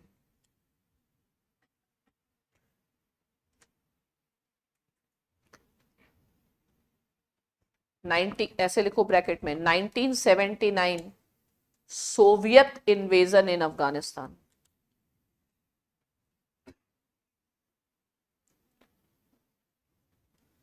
अब लिखो hence USSR could not पे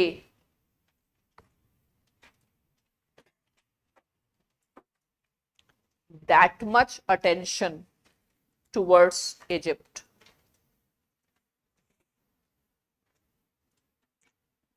और 79 के बाद से India Egypt relations खराब हो गए।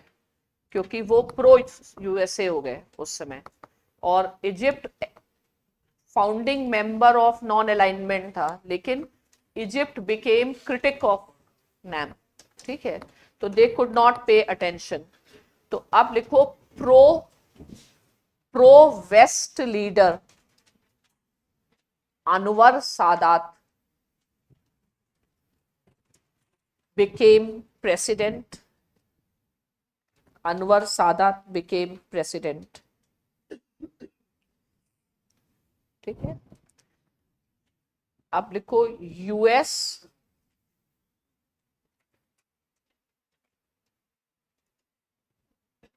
was successful in getting recognition of Israel from Egypt.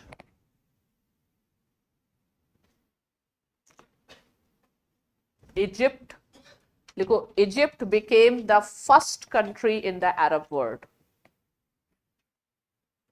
बाकी भी कर देते लेकिन पब्लिक नाराज होती, इसलिए इजिप्ट से ही धीरे धीरे किया गया। Egypt became the first country in the Arab world to recognize Israel. अब तुरंत नोबेल प्राइज भी दे दिया उनको, लो जाओ खुश रहो, ठीक है। तो इस ये आउटकम है कैंप डेविड एकॉर्ड का। अब इसी में लिखो Egypt has been at the forefront of Arab wars against Israel.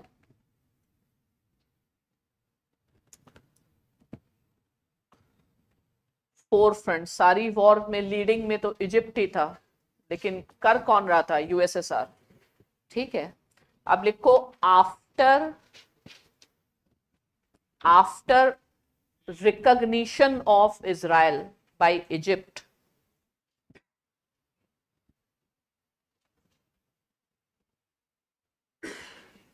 point number 1,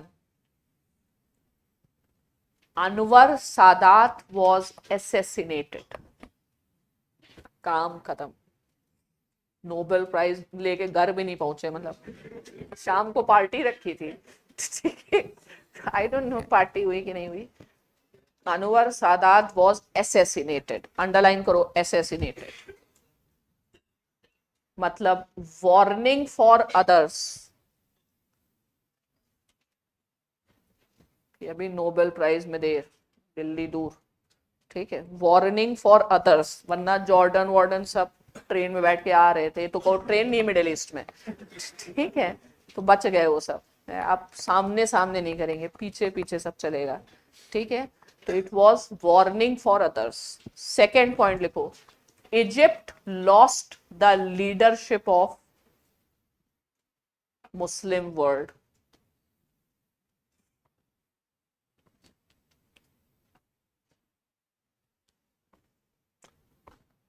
underline करो, lost the leadership of Muslim world. अब इसमें लिखो new battle for leadership started. नए लोगों ने सपने देखने चालू करके, तो नए सपने देखने वालों में पहले तो ईरान है ही है, देखो ईरान, और अरब वर्ल्ड में लिखो इराक, नेक्स्ट लिखो सऊदी अरेबिया, नेक्स्ट लिखो टर्की। अब इनके आपस में टेंशन चालू हो जाएंगे, क्योंकि सबको लीडर बनना है, जैसे इंडिया कोएलिशन नहीं, वैसे ही, ठीक है, ओके। और ईरान है अपना ममताजी टाइप, अलग है, हाँ, वेस्ट बंगाल पकड़ के अपने आप ही पावर बढ़ रही है, क्योंकि बाकी लोग आ ही नहीं पा रहे। तो अब ये एक नया गेम उधर चालू हो जाएगा, टर्की वर्सेस दिस दैट, और Egypt lost its Prestige all together, fine. अब नेक्स्ट लिखो, राइट, लिखो इजिप्ट वॉज इसी में लिखो, right, Egypt was at the four front of bringing Palestinians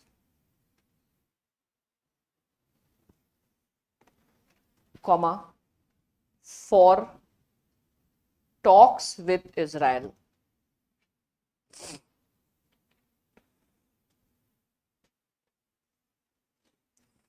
ठीक है, अब नेक्स्ट पैराग्राफ लिखो, हाउएवर,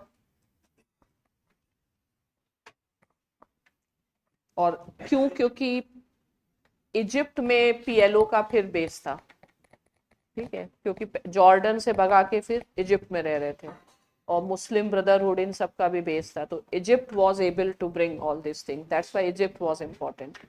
अब देखो, however nothing much could be achieved because of cold war.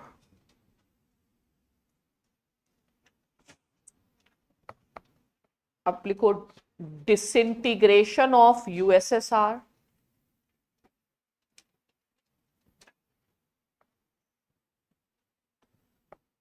increased the scope for maneuverability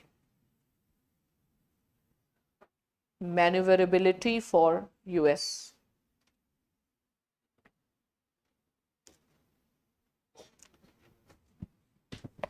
ठीक है, अब नेक्स्ट लिखो, by this time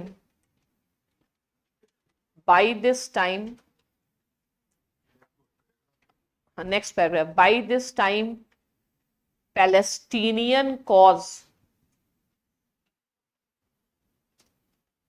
started becoming a liability.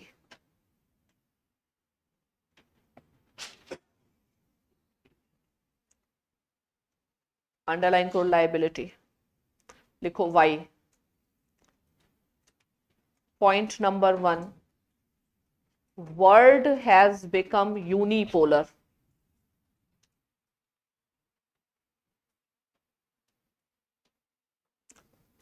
Next लिखो, the exceptional movement in the world history. Exceptional movement in the world history. Exceptional movement is US is the single superpower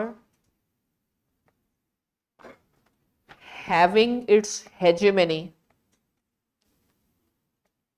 throughout the globe.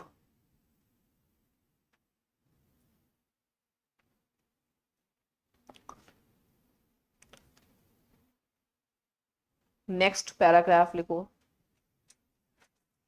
There was no point opposing US.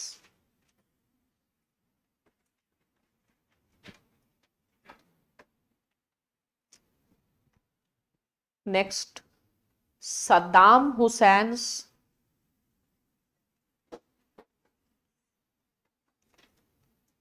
Attack on Kuwait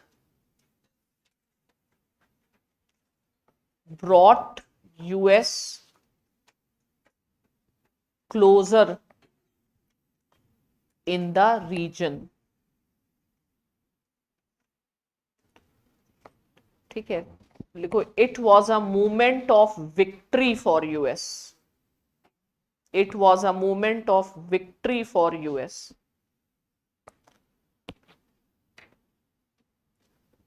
आप लिखो, right, hence even Palestinians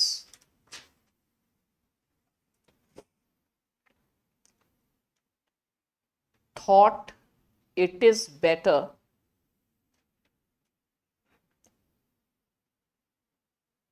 to start engagement with Israel.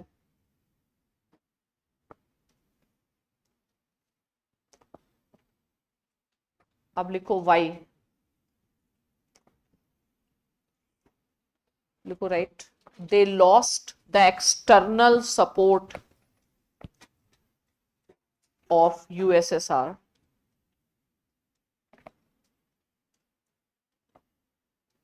Second point, Iran was not that powerful, that much powerful.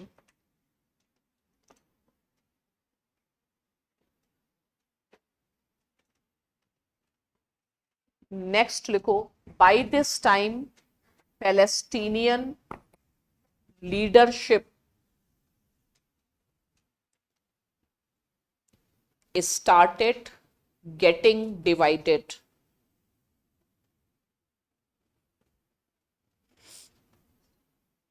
Getting divided.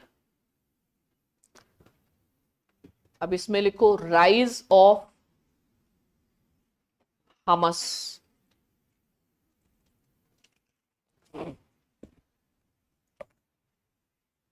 Right?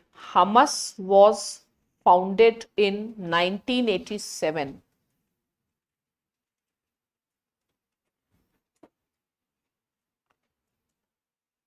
After the first Intifada, INTIFADAH, first Intifada in 1987.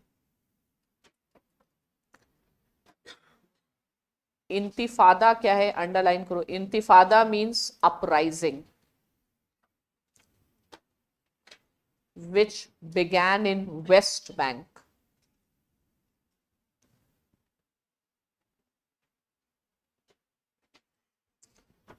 अब लिखो why it began in West Bank. Right? Because of Israelis' plans for building Jewish settlements. Jewish settlements in West Bank.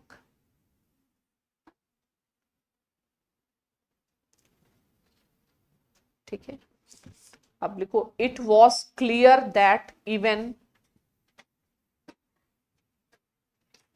in time to come Jordan will also extend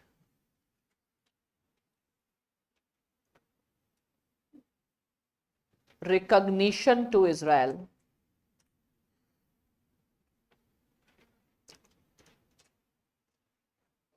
अब ये कैसे, how, ऐसे लिखो, right. In 1988 Jordan has renounced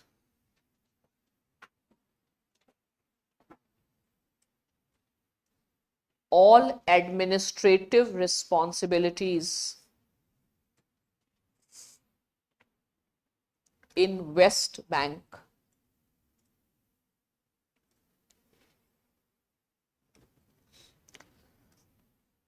Next paragraph लिखो, Iran started supporting Hamas.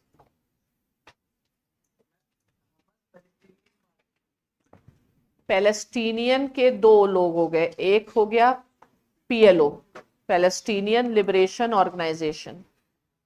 ये अब इसको political party बन गया, इसको फतह बोलते हैं. और दूसरा राइटिस्ट ग्रुप है जो ईरान ने सपोर्ट कर दिया, वो हमस है.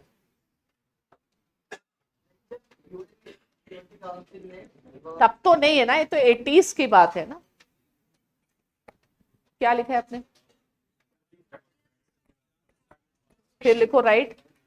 Iran also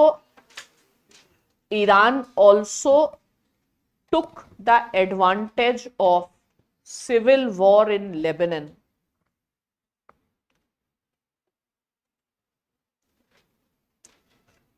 and built a Shia force in southern Lebanon. जब फेल्ड स्टेट्स होंगी तो टेररिस्ट ऑर्गेनाइजेशंस का राइज होता है. Shia force in southern Lebanon, लिखो हेजबुल्लाह. तो हमस है Islamic resistance movement and Hezbollah है आर्मी ऑफ गॉड. हेजबुल्लाह का मतलब है army of God. Army of God. ठीक है. आप नेक्स्ट पैराग्राफ लिखो. US declared Iran as axis of evil. वो कह रहे आर्मी ऑफ गॉड है, वो कह रहे तुम इवल की आर्मी हो. ठीक है. Axis of evil. फिर लिखो later on Iran was designated as rogue state. ROGUE, rogue state. Rogue state मतलब sponsoring terrorism.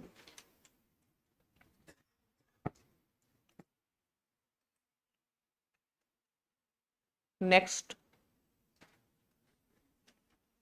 going for proliferation of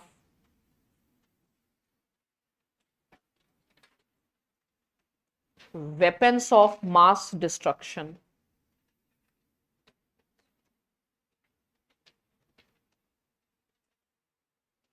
Next, लिखो threat to the neighbors, because Iran does not recognize Israel's right to exist. Threat to the neighbors. अब next paragraph लिखो. लिखो right, thus Palestinian leadership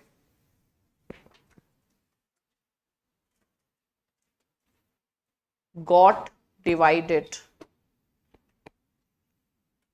between Fatah and Hamas. FATH, Fatah and Hamas. Underline करो Fatah. लिखो right. Now Fatah became moderate.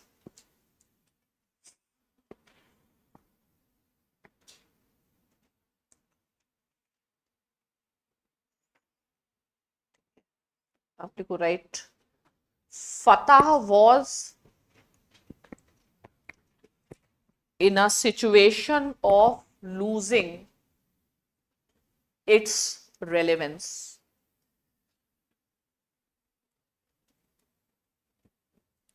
ठीक है. लिखो all such developments led to the beginning of Oslo peace process in 1993.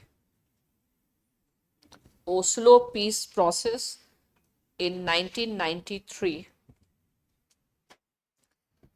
ठीक है. अब इसमें लिखो ओस्लो 1 डैश करके लिखो summit at Washington. Summit at Washington, where PLO recognized Israel.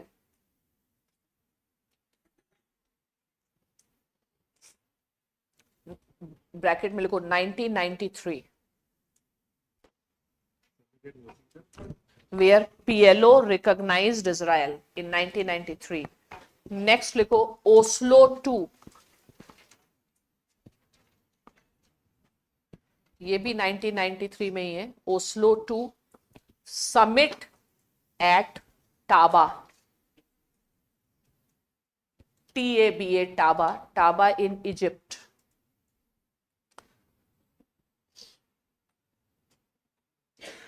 ठीक है. टाबा इन इजिप्ट डैश करके लिखो where Israel and PLO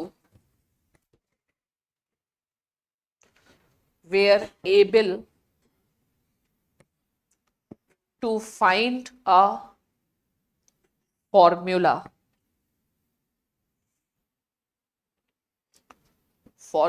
underline करो formula लिखो which will take them towards the two-state solution.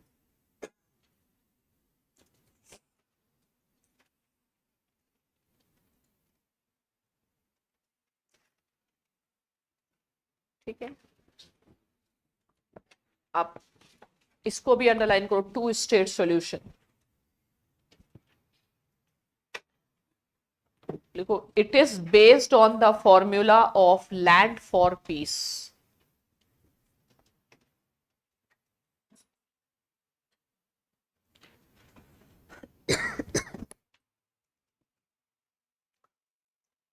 Land for peace arrow करके लिखो there will be a gradual movement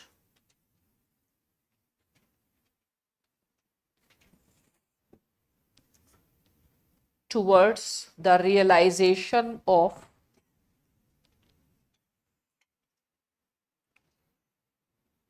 two-state solution.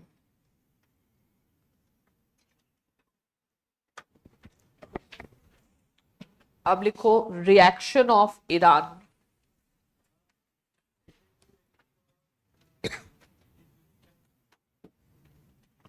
अभी बताएंगे. अब रिएक्शन ऑफ ईरान समझना है. ईरान अगर ये पीस प्रोसेस हो रही है और पैलेस्टीनियन इशू खत्म हो रहा है, तो ईरान का जो लीडरशिप बिड है वो क्या हो जाएगा, इररेलेवेंट हो जाएगा. फिर ईरान जो है न्यूक्लियर वेपन बनाएगा तो उसका भी जस्टिफिकेशन नहीं हो पाएगा. तो Iran would want the problem should continue. तो Iran will start finding those who will now start working for Iran. So Hamas आ जाएगा. ठीक है, तो आइडिया क्या है, क्या लिखा है, लिखो Iran would not want reconciliation between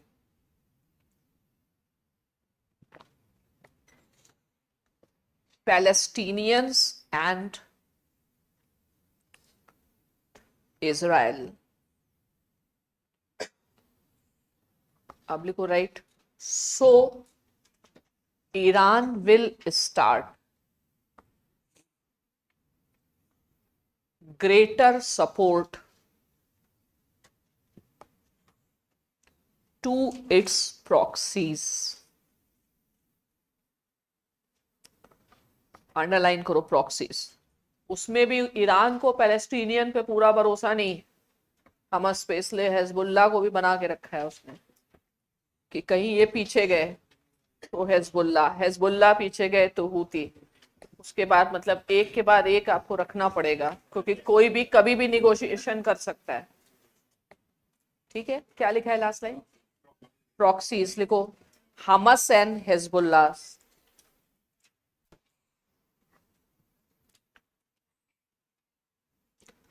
अब ये लोग क्या करेंगे, लिखो they will start terror attacks.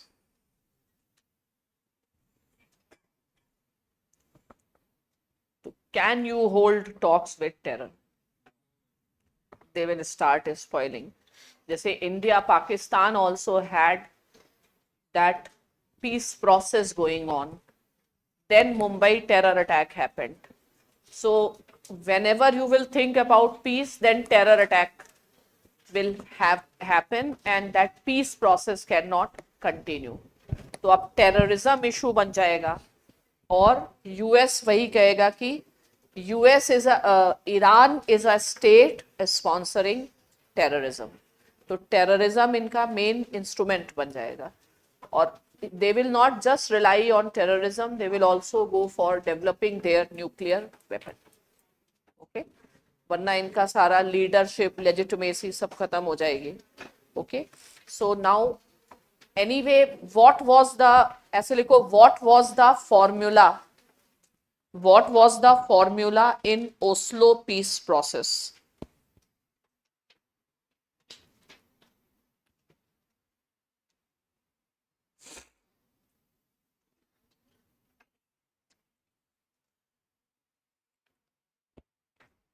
देखो, Israel will establish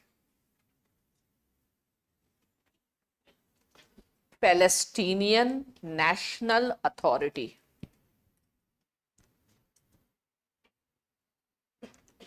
for administration of Palestinian dominated regions.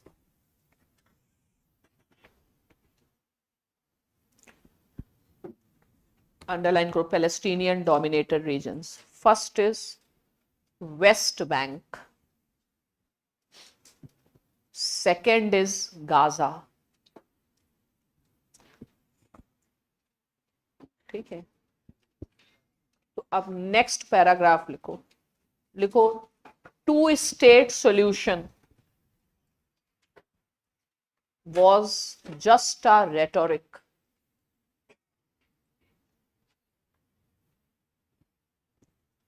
It was from the very beginning three-state solution.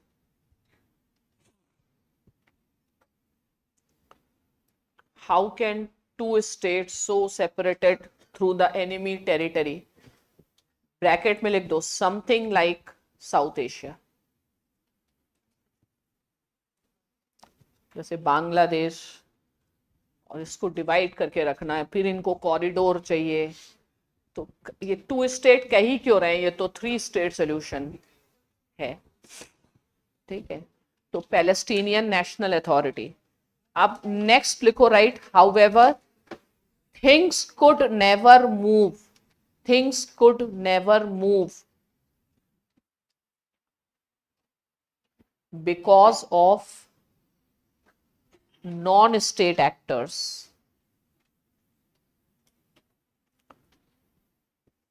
अब लिखो, neither, या ऐसे लिखो, no Israeli leader can dare to offer concessions to Palestinians until and unless terror activities are not stopped.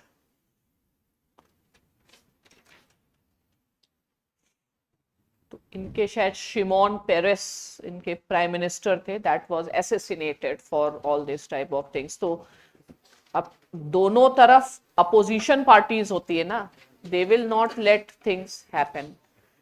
अब लिखो, अब ऐसे लिखो, where the process is stuck up.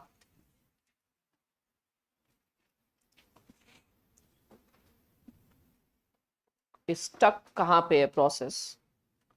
सबसे पहली बात तो है यूएस ईरान रिलेशंस.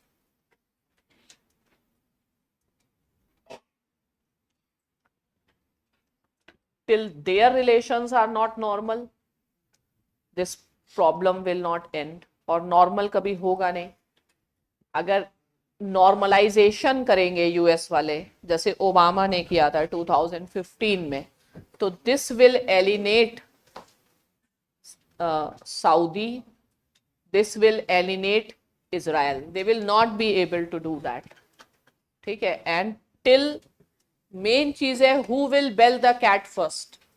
तो Iran and US trust deficit है. Iran's democracy is a problem. what US want in Iran is regime change, and especially जो तो ईरान यूएस क्या करता है, यूएस चाहता है कि ईरान में इंसर्जेंसी बढ़ाई जाए या प्रोटेस्ट अगेंस्ट गवर्नमेंट बढ़ाए, तो they do all such actions. So many of Iranians which are involved in the democratic protest in US, they are based in democratic protest in Iran, they are based in US.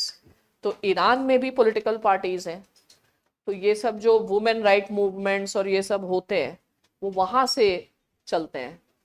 तो Iran और US का relation normalise होना possible नहीं है, because the existing regime they are not going to change, and till existing regime is there, that is a problem for Saudi and other. They will not let it happen. तो Saudi और Israel दोनों ही normalisation नहीं होने देंगे. ठीक है, तो पहली चीज ये हो गई. अब सेकंड प्रॉब्लम क्या है?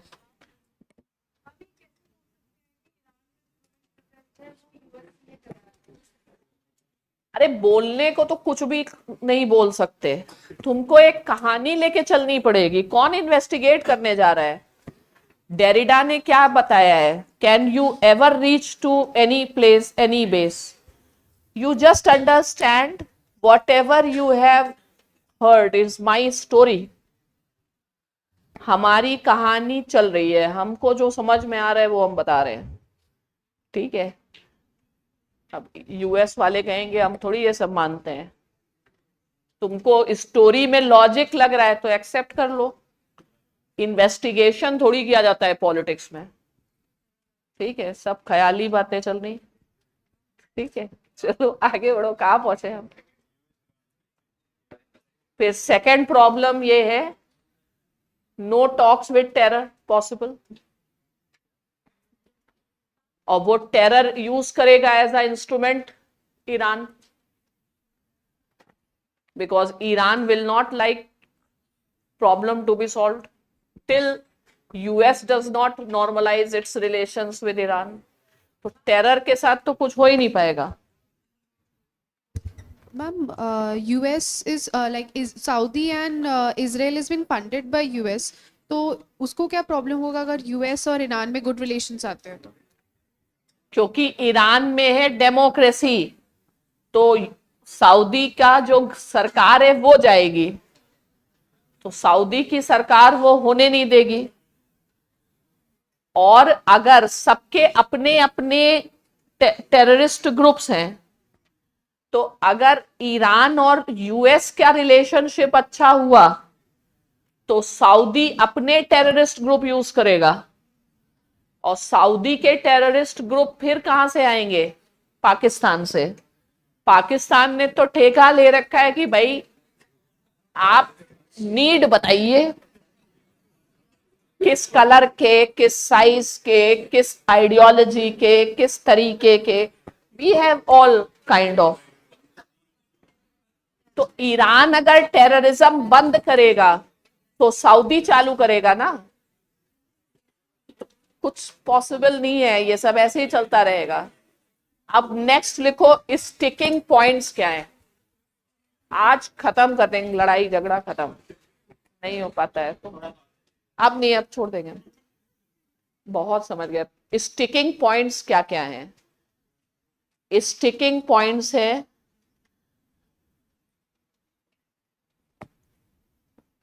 पहला status of east Jerusalem. Jerusalem लिख लो, स्टेटस ऑफ जेरूसलम. ठीक है, means both parties want Jerusalem to be the capital.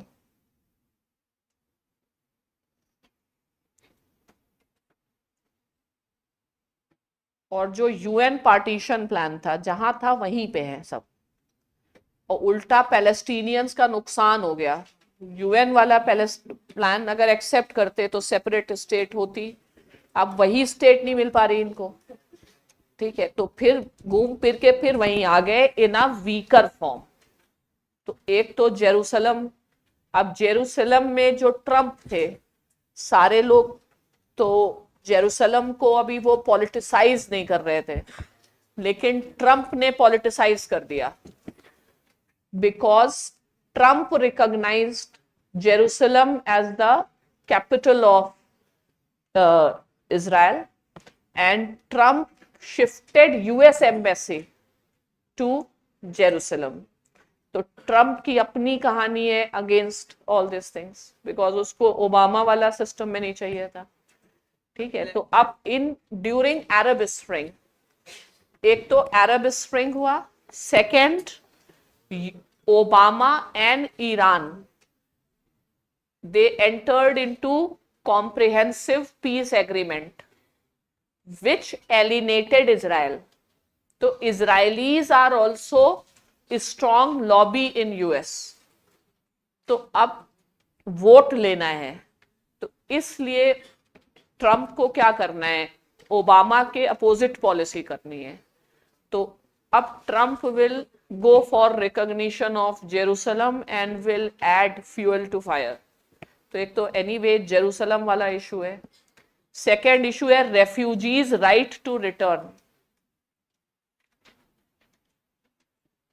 Refugees right to return, ये दो मेन हैं। बाकी हैं जूइश सेटलमेंट्स,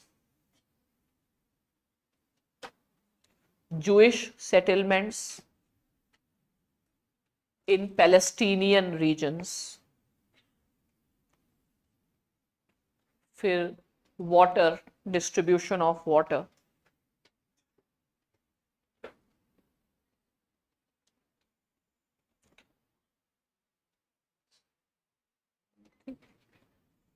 तो it has not moved anywhere as such. अब हम लिखते हैं रीसेंट डेवलपमेंट, खत्म करके हो गया। रीसेंट डेवलपमेंट, रीसेंट डेवलपमेंट है 7 अक्टूबर, operation al Aqsa.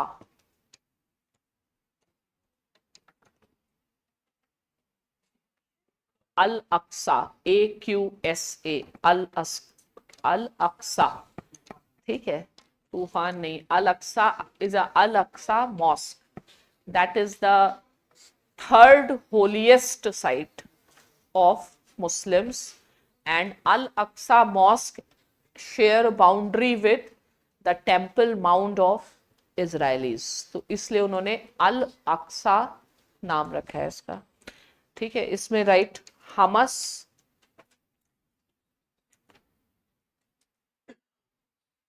Right launched surprise attack,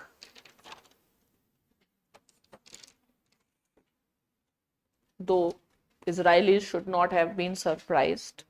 They should have been prepared. ठीक है, launched the surprise attack and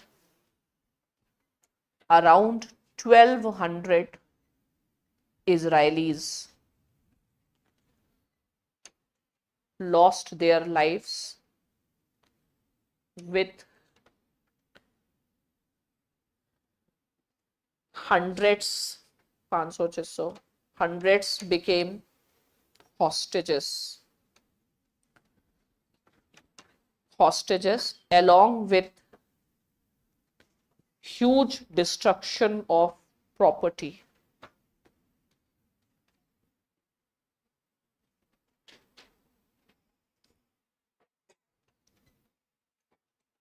अब लिखो Israel responded with Operation Iron Sword,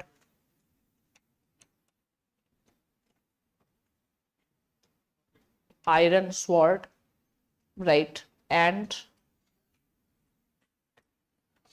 the Prime Minister of Israel proclaimed the goal to end Hamas.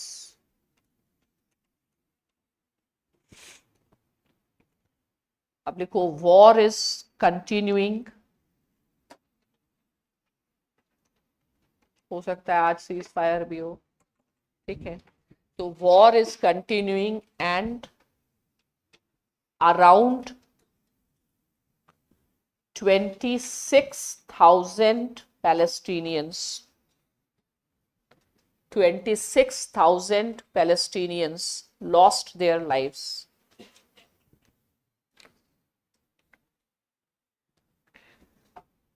In लिखो where a very significant majority is of women and children.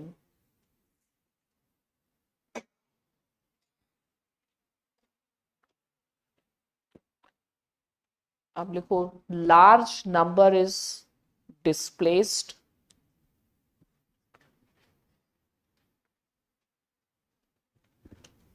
ठीक है, अब लिखो once world public opinion has expressed solidarity with Israel,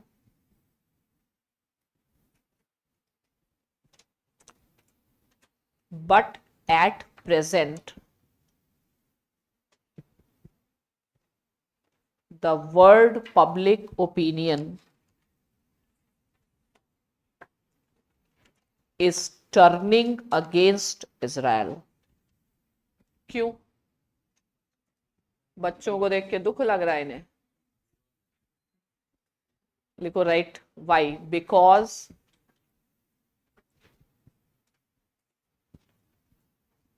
the conflict is impacting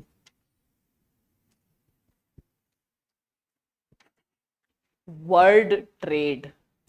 नाम बच्चों का काम व्यापार, world trade, everybody's, देखो everybody's economic interest is being impacted.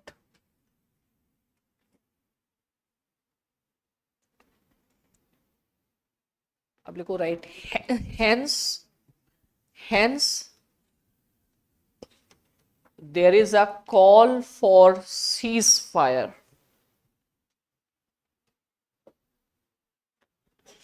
Ceasefire with immediate effect.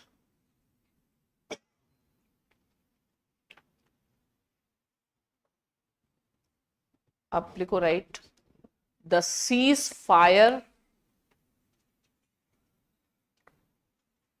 has got stuck up, yeah, is not happening on the question of hostages and their release. अब hostage अगर छोड़ देगा हमस तो इजराइल और मार डालेगा, और हॉस्टेज नहीं छोड़ेगा तो भी इजराइल मार डालेगा. ठीक है, तो फिलहाल तक की कहानी तो ये है.